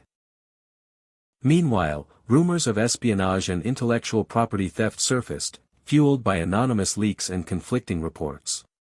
Security teams investigated breaches in NASA's network traced back to contractors linked to private firms. The atmosphere grew paranoid. Alyssa's own communications were monitored, she received veiled warnings to cease her inquiries. One evening, Daniel discovered an encrypted message embedded in a routine system update, a covert attempt to manipulate Artemis II's navigation software remotely. The potential sabotage sent shockwaves through the team. Alyssa alerted the authorities and initiated a full security audit. The investigation uncovered a complex scheme involving rogue actors within both government agencies and private companies aiming to sabotage cooperation and control the lucrative future of space technology. As the Artemis II spacecraft approached its lunar trajectory, Alyssa realized that the real mission was not just about exploration but survival of ideals, trust, and humanity itself. The collision course was no longer between rockets and orbits but between visions of what the future should be. Standing on the observation deck, watching Artemis II disappear into the blackness beyond the moon, Alyssa whispered, "We must choose what we fight for before it's too late." The fallout from the collision course meeting rippled through NASA and SpaceX like a shockwave, fracturing partnerships that had taken years to build. Alyssa Monroe watched as alliances once thought unbreakable began to splinter under the weight of mistrust and hidden agendas. The months following Artemis II's flyby were marked by betrayals, leaked documents, and political maneuvering that threatened to undo progress made in space exploration. At NASA headquarters, tension hung heavy in the air. Lynn's leadership was questioned by a faction within the agency pushing for more aggressive collaboration with private companies, while others urged caution, fearing the loss of NASA's mission to profit-driven enterprises. Alyssa found herself caught in the crossfire. Trusted colleagues whispered doubts, and old friends grew distant. Meanwhile, SpaceX ramped up its plans for Mars missions, announcing a series of commercial launches that sidelined public programs. Elon Musk's public statements became increasingly defiant, portraying NASA as a bureaucratic obstacle to humanity's destiny. The rift widened when confidential contracts surfaced revealing that SpaceX had secured exclusive rights to launch government payloads, effectively monopolizing parts of the space industry. Alyssa confronted Lynn privately. "If we lose NASA's integrity, we lose everything," she warned. Lynn sighed, burdened by political pressures and dwindling support. "We're fighting on multiple fronts, inside and outside." The media capitalized on the discord, painting a dystopian picture of a fractured space community at war with itself. Public opinion fractured as well. Supporters of commercial space hailed Musk as a visionary, while advocates for public science feared the commodification of the cosmos. Alyssa sought solace in her family, leaning on Ethan and Daniel as the battles grew fiercer. Her relationship with Lynn deepened into a fragile alliance, both women recognizing the stakes transcended personal ambition. Then came the bombshell. A whistleblower from within SpaceX leaked evidence of covert attempts to influence NASA's board members and political allies. The scandal ignited investigations and congressional hearings, exposing a tangled web of lobbying, misinformation, and backdoor deals. Alyssa testified before the Senate, her voice steady but passionate. "Space is not a commodity to be bought and sold in secret. It belongs to all of us." The hearings culminated in a temporary freeze on certain contracts and a call for renewed oversight. However, the damage to trust was profound. The alliances that had once propelled humanity's reach for the stars lay shattered, replaced by suspicion and rivalry. As Alyssa walked the quiet corridors of NASA late one evening, she paused by a mural depicting the Apollo missions. The heroes of the past seemed distant now, overshadowed by the turmoil of the present. But beneath her resolve burned a fierce determination to rebuild, to heal the fractured alliances and remind the world that space was a frontier for all humanity, not just the privileged few. The shattered alliances and escalating tensions had brought the world's space ambitions to a precarious brink. Alyssa Monroe knew that the next moves would define not only the future of space exploration but the very values humanity carried beyond Earth. The stakes had never been higher. Months of political battles, public outcry, and corporate brinkmanship culminated in an unprecedented summit convened at the United Nations, aimed at establishing a new global framework for space governance. Representatives from NASA, SpaceX, the European Space Agency, Roscosmos, and emerging space nations gathered under intense scrutiny. Alyssa arrived as a key advisor to the American delegation, carrying the weight of her journey from whistleblower to advocate. The summit opened with speeches lauding the promise of space but quickly devolved into fierce debates over control, access, and militarization. Elon Musk attended, his presence commanding attention and sparking immediate controversy. Alyssa faced him across the negotiation table, a symbolic confrontation of two visions, rapid privatization versus regulated stewardship.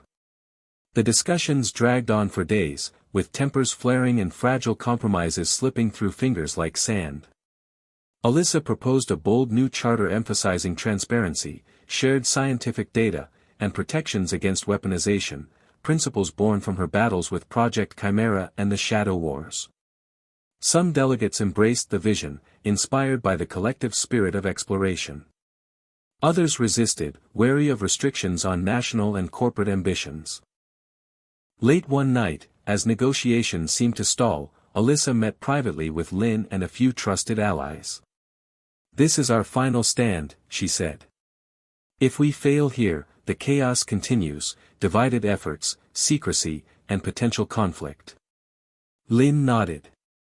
"We need a breakthrough. Something that binds us all beyond politics." Drawing on her experiences and the voices of astronauts like Elena Ruiz, Alyssa proposed an International Space Stewardship Council, an independent body with oversight powers, equal representation, and enforcement mechanisms. The idea gained traction, sparking renewed hope.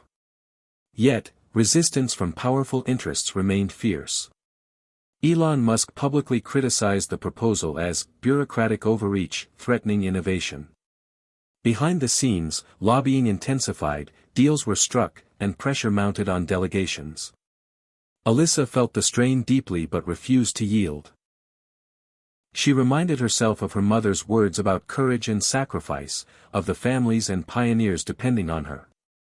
As the summit neared its conclusion, a breakthrough came unexpectedly from emerging space nations seeking a voice in the new order. Their alliance tipped the balance in favor of Alyssa's charter.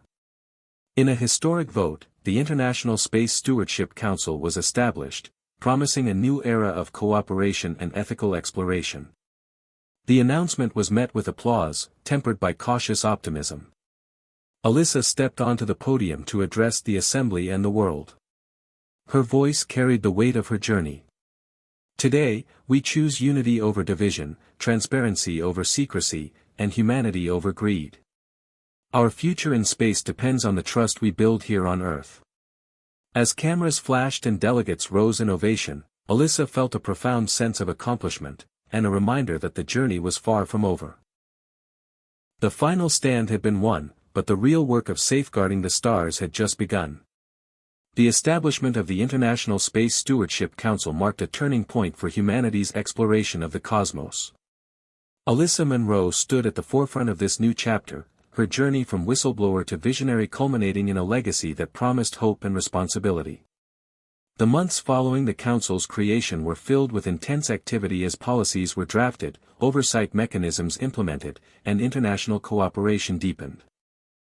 Alyssa worked tirelessly alongside astronauts, scientists, diplomats, and activists to ensure the Council's mission remained true to its founding principles: transparency, ethical innovation, and the peaceful use of space.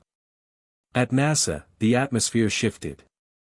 The agency embraced renewed purpose, balancing ambitious scientific goals with the safeguards championed by Alyssa and her allies. Lin's leadership became a symbol of resilience and reform, inspiring a new generation of explorers. SpaceX, while still pushing boundaries, adapted to the new regulatory framework. Elon Musk's public stance softened, recognizing that sustainable progress required trust and collaboration. Alyssa's relationship with him evolved from rivalry to cautious respect, both acknowledging the necessity of balance between innovation and oversight. One crisp autumn evening, Alyssa visited the Kennedy Space Center's launch pad. Artemis II's successful mission had paved the way for Artemis III, the first crewed lunar landing in decades. The rocket stood poised, a beacon of human ambition and unity. Alyssa reflected on the countless sacrifices and battles that had led here, the betrayals, the revelations, the moments of doubt and courage. Beside her, Daniel squeezed her hand. "You changed everything," he said softly. "Not just for space, but for everyone who dreams." As the countdown began for Artemis III's launch, Alyssa felt a surge of hope. The future was uncertain, filled with challenges yet to come, but the path was clear. Humanity was reaching for the stars not as fragmented rivals, but as a united species. Later, at a global summit celebrating the Council's first anniversary, Alyssa addressed a diverse crowd of delegates, scientists, students, and dreamers. She spoke of lessons learned, that love, sacrifice, and integrity were the true engines of progress. Life is full of surprises, she said, but love and truth will always lead the way. Her words echoed around the world, inspiring countless individuals to look up at the night sky with renewed wonder and determination. In quiet moments, Alyssa often thought of her mother, whose wisdom and strength had guided her through the darkest times. She knew the journey was never just about rockets or politics, it was about people, and the endless human capacity to hope, to fight, and to love. As Artemis 3 launched into the twilight sky, Alyssa whispered a promise to the stars, to keep fighting for a future where exploration was a shared dream, and where every new beginning was a testament to the power of the human spirit. The success of Artemis 3 was more than a milestone, it was a symbol of humanity's potential to overcome division and reach for the unknown together. Alyssa Monroe stood in mission control, watching live feeds as the crew stepped onto the lunar surface with a grace and determination that seemed to transcend the boundaries of Earth. But while celebrations echoed around the world, Alyssa knew the real work was just beginning. Space was no longer a distant dream but a rapidly evolving frontier filled with new challenges, technical, ethical, and political. As the world embraced the wonder of the moon landing, governments and corporations alike accelerated their plans. New missions were proposed, bases on the moon, mining operations on asteroids, and ambitious projects aimed at Mars colonization. The International Space Stewardship Council found itself under unprecedented pressure to balance progress with responsibility. Alyssa's role expanded beyond advocacy. She became a key figure in shaping policies that could determine whether space would be a domain of cooperation or conflict. In the months following Artemis 3, Alyssa led a global initiative called Horizon, aiming to create sustainable practices for space resource utilization. This ambitious project sought to prevent the mistakes of Earth from being repeated in the cosmos, environmental degradation, exploitation, and territorial disputes. The challenges were immense. Technological hurdles like asteroid mining required innovations in robotics, propulsion, and energy. Political obstacles involved negotiating rights and responsibilities among nations with competing interests. Alyssa spent countless hours mediating tense discussions, balancing visionary goals with practical compromises. At the same time, she fostered outreach programs to engage youth and communities worldwide, believing that the future of space exploration depended on inspiring the next generation. One evening, while reviewing plans with her team, Alyssa received a call from Commander Elena Ruiz, now leading a deep space exploration unit. Elena's voice was urgent. "Alyssa, we've detected an anomaly near the asteroid belt, something that doesn't match any known object or phenomenon. It's emitting signals that could be artificial." The news sent ripples through the scientific community. Speculation ran wild: was this a previously unknown celestial event, a malfunctioning probe, or something more extraordinary? Alyssa coordinated with international agencies to analyze the data, prioritizing transparency and scientific rigor. The situation reignited debates about the militarization of space and the potential risks of contact with unknown entities. Alyssa advocated for cautious investigation and peaceful intentions, reminding the world of the hard lessons learned from past conflicts. As teams worked around the clock, Alyssa found herself reflecting on the journey that had brought her here, from uncovering hidden agendas and fighting for ethics, to now facing the mysteries that lay beyond the horizon. The unknown was no longer just a challenge, it was an invitation. An invitation to redefine humanity's place in the cosmos with humility, courage, and unity. One morning, the council convened an emergency session. Preliminary analysis suggested the signals originated from a small, maneuvering object, possibly an unmanned craft, emitting a pattern transmission. The implications were staggering. Was this evidence of extraterrestrial technology, or a secret human experiment gone undisclosed? The council agreed on a historic decision: to send a joint mission, combining resources and expertise from multiple countries and private firms, to investigate the anomaly firsthand. Alyssa was named chair of the Mission Oversight Committee. The world watched as the craft, dubbed Horizon 1, prepared for launch. The mission symbolized a new era of collaboration, hope, and exploration beyond borders. In the weeks leading up to launch, Alyssa addressed global audiences, emphasizing the importance of unity and ethical responsibility. "We stand on the threshold of discovery," she said. "Our response will define who we are, not just as explorers, but as stewards of this universe." The launch day arrived with a mixture of excitement and anxiety. As Horizon 1 ascended into the void, Alyssa stood alongside astronauts, scientists, and leaders from around the world. The countdown echoed like a heartbeat, steady and sure. When the craft disappeared into the starry expanse, Alyssa felt a profound connection to every soul looking up, dreaming, hoping. The mission was more than science, it was a testament to humanity's resilience and curiosity. As Horizon 1 journeyed toward the anomaly, Alyssa and her team prepared for every possibility, discovery, contact, or challenge. She knew that whatever lay beyond the horizon, the future depended on facing it together, with open hearts and minds. In the quiet moments before sleep, Alyssa often looked up at the night sky, remembering her mother's words about love and sacrifice. Now, those words felt more powerful than ever.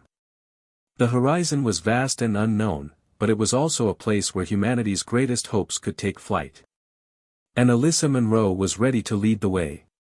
The mission of Horizon 1 propelled humanity into uncharted territory, both literally and figuratively. Alyssa Monroe watched from the International Space Stewardship Council headquarters as the sleek spacecraft glided through the void toward the mysterious anomaly near the asteroid belt. The world was captivated. Speculation buzzed like electricity. Had humanity finally found evidence of life beyond Earth? Or was this some secret test by a hidden faction? Alyssa understood the stakes were higher than ever.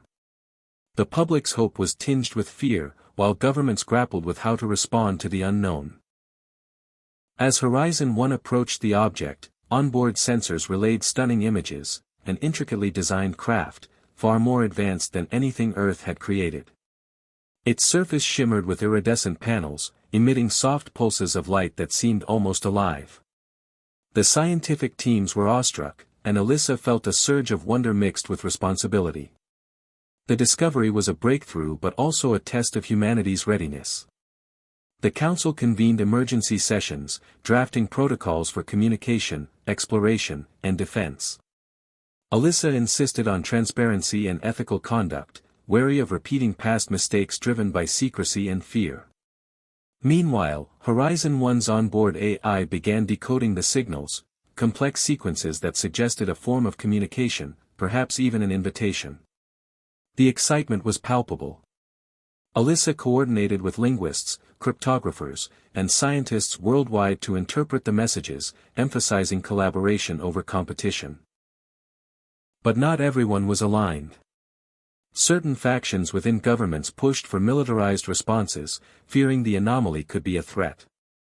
Alyssa faced fierce opposition, navigating a minefield of political intrigue and power struggles.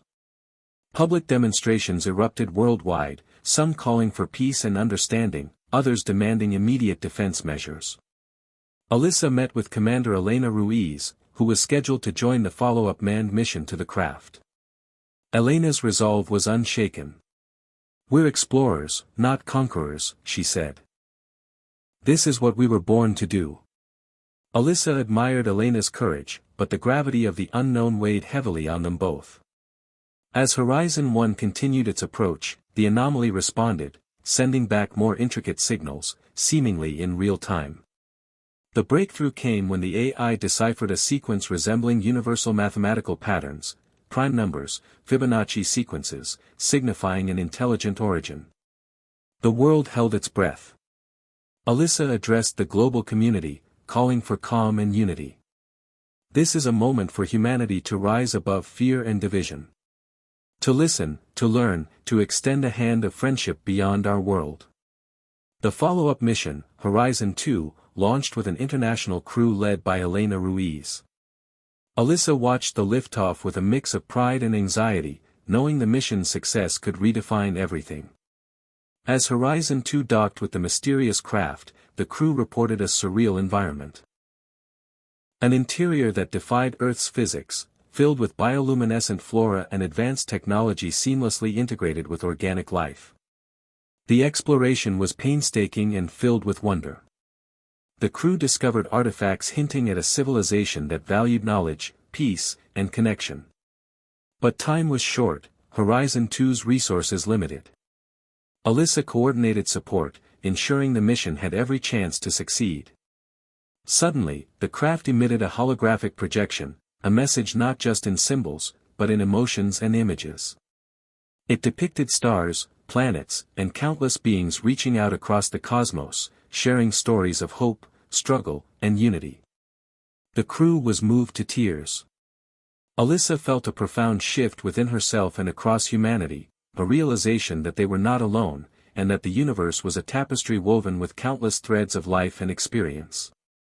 The message was clear: exploration was not conquest, but communion. But the unknown frontier also held dangers. Unexplained energy surges threatened the crew's systems. Political factions used the tension to justify aggressive postures. Alyssa worked tirelessly to maintain peace and focus on the mission's true purpose. In a defining moment, Elena and her team made contact with an alien intelligence through a shared neural interface, a communion of minds that transcended language. They exchanged knowledge about life, technology, and philosophy, discovering common hopes and fears. Alyssa witnessed the event through secure communications, overwhelmed by the beauty and complexity of this first contact. The implications were staggering. Humanity's place in the cosmos was no longer speculative but real. Alyssa knew this moment would change history, inspiring generations and reshaping values. Yet she remained grounded in the lessons of her past battles, the need for humility, responsibility, and love. As Horizon 2 returned to Earth, bringing stories and knowledge beyond imagination, Alyssa prepared to lead humanity into this new era. She understood that the unknown frontier was not just a physical space but a challenge to evolve, to embrace diversity, compassion, and the shared destiny of all life. Standing beneath the vast sky, Alyssa whispered, "We are ready to step beyond fear and into the light of a greater future." The horizon had expanded infinitely, and with it, humanity's hope. The return of Horizon 2 was hailed as a historic triumph, yet Alyssa Monroe understood that their arrival was just the beginning of an entirely new chapter for humanity. The data, the stories, and the first direct contact with an alien intelligence rippled across the globe, challenging everything people thought they knew about their place in the universe. As Horizon 2's crew descended, the world watched with bated breath. The astronauts emerged from their spacecraft, tired but exhilarated, carrying not only artifacts but also a message of profound unity and shared destiny. Alyssa was there to greet them, her heart swelling with a mixture of relief and resolve. The Council's work had transformed from oversight to stewardship of a legacy that would define generations. Immediately, the global community faced questions that went beyond science and politics. How would humanity respond to the knowledge of other sentient life? What did it mean for religion, philosophy, and identity? At a packed press conference, Alyssa spoke with unwavering clarity. "We have heard the echoes of another civilization, and their message is one of peace, understanding, and collaboration. Our challenge now is to listen and to live up to that message in our daily lives." The revelation sparked worldwide reflection. Religious leaders found new ways to interpret ancient texts in light of the discovery. Educators revamped curricula to include interstellar perspectives. Artists and writers were inspired to envision futures where humanity walked alongside other life forms. But alongside this hope came unease. Some factions resisted change, clinging to old fears and nationalistic pride. Political tensions flared as countries jockeyed for access to alien technology and influence. Alyssa found herself once again in the eye of a storm, tasked with balancing optimism with realism. She convened the Council's most diverse assembly yet, bringing together representatives from every continent, culture, and belief system. The goal was to craft a shared vision, not just for space exploration, but for a new era of human unity. The process was challenging. Debates were heated, compromises difficult. Alyssa's leadership shone through her ability to listen deeply, mediate respectfully, and keep the focus on a common future. As months turned into a year, the International Space Stewardship Council launched the ECHO Initiative, a program designed to build bridges between humanity and the alien intelligence using the neural interface technology pioneered by Horizon 2. Volunteers from all over the world trained to participate, their minds opening to experiences beyond earthly comprehension. Alyssa herself underwent the interface, experiencing a profound connection to the collective consciousness that transcended time and space. The experience was transformative, filling her with empathy, hope, and a renewed sense of purpose. However, the journey was not without setbacks. The strain of interfacing caused disorientation and psychological challenges for some participants. Alyssa oversaw efforts to support their mental health, underscoring the necessity of compassion and care in this new frontier. Meanwhile, the political landscape remained volatile. Nations grappled with issues of sovereignty, resource sharing, and the ethical use of alien technology. Alyssa advocated for treaties that enshrined fairness and respect, warning against the repetition of Earth's colonial mistakes. One unexpected challenge arose when a faction of extremists, fearful of losing their cultural identity, launched protests and sabotage attempts against the Council's work. Alyssa faced threats, public backlash, and moments of doubt. Yet her commitment never wavered. Drawing strength from her family, friends, and the memory of her mother, she continued to champion dialogue and reconciliation. At the same time, scientific breakthroughs accelerated. The alien technology unlocked new frontiers in medicine, energy, and environmental restoration. Cities began to transform, adopting sustainable practices inspired by the wisdom shared through the neural interface. Alyssa traveled widely, witnessing the hopeful changes unfolding while reminding communities of the responsibility that came with such power. Amidst the whirlwind, personal moments grounded her. She and Lynn deepened their bond, sharing quiet evenings reflecting on how far they had come and the journey still ahead. Daniel and Ethan continued to grow, inspired by their mother's example to pursue their own passions with courage.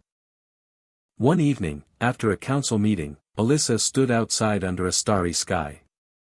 The vast cosmos stretched endlessly, a reminder of both mystery and possibility. She whispered, "We are the echoes of all who came before us, and the architects of those who will come after." The unknown frontier had become a space not just of exploration, but of transformation. Humanity's story was no longer solitary but woven into a cosmic tapestry of life, learning, and love. Alyssa knew that challenges would continue, conflicts, uncertainties, and the ever-present tension between fear and hope. But she also knew that the greatest strength lay in connection, in the willingness to listen, to grow, and to dream together. As the night deepened, Alyssa felt a calm resolve settle within her. The echoes of the future were calling, and she was ready to answer. Hit subscribe and leave a comment with where you're watching from. This story might just spark a new beginning. What's one thing that always pushes you forward, even when things get tough?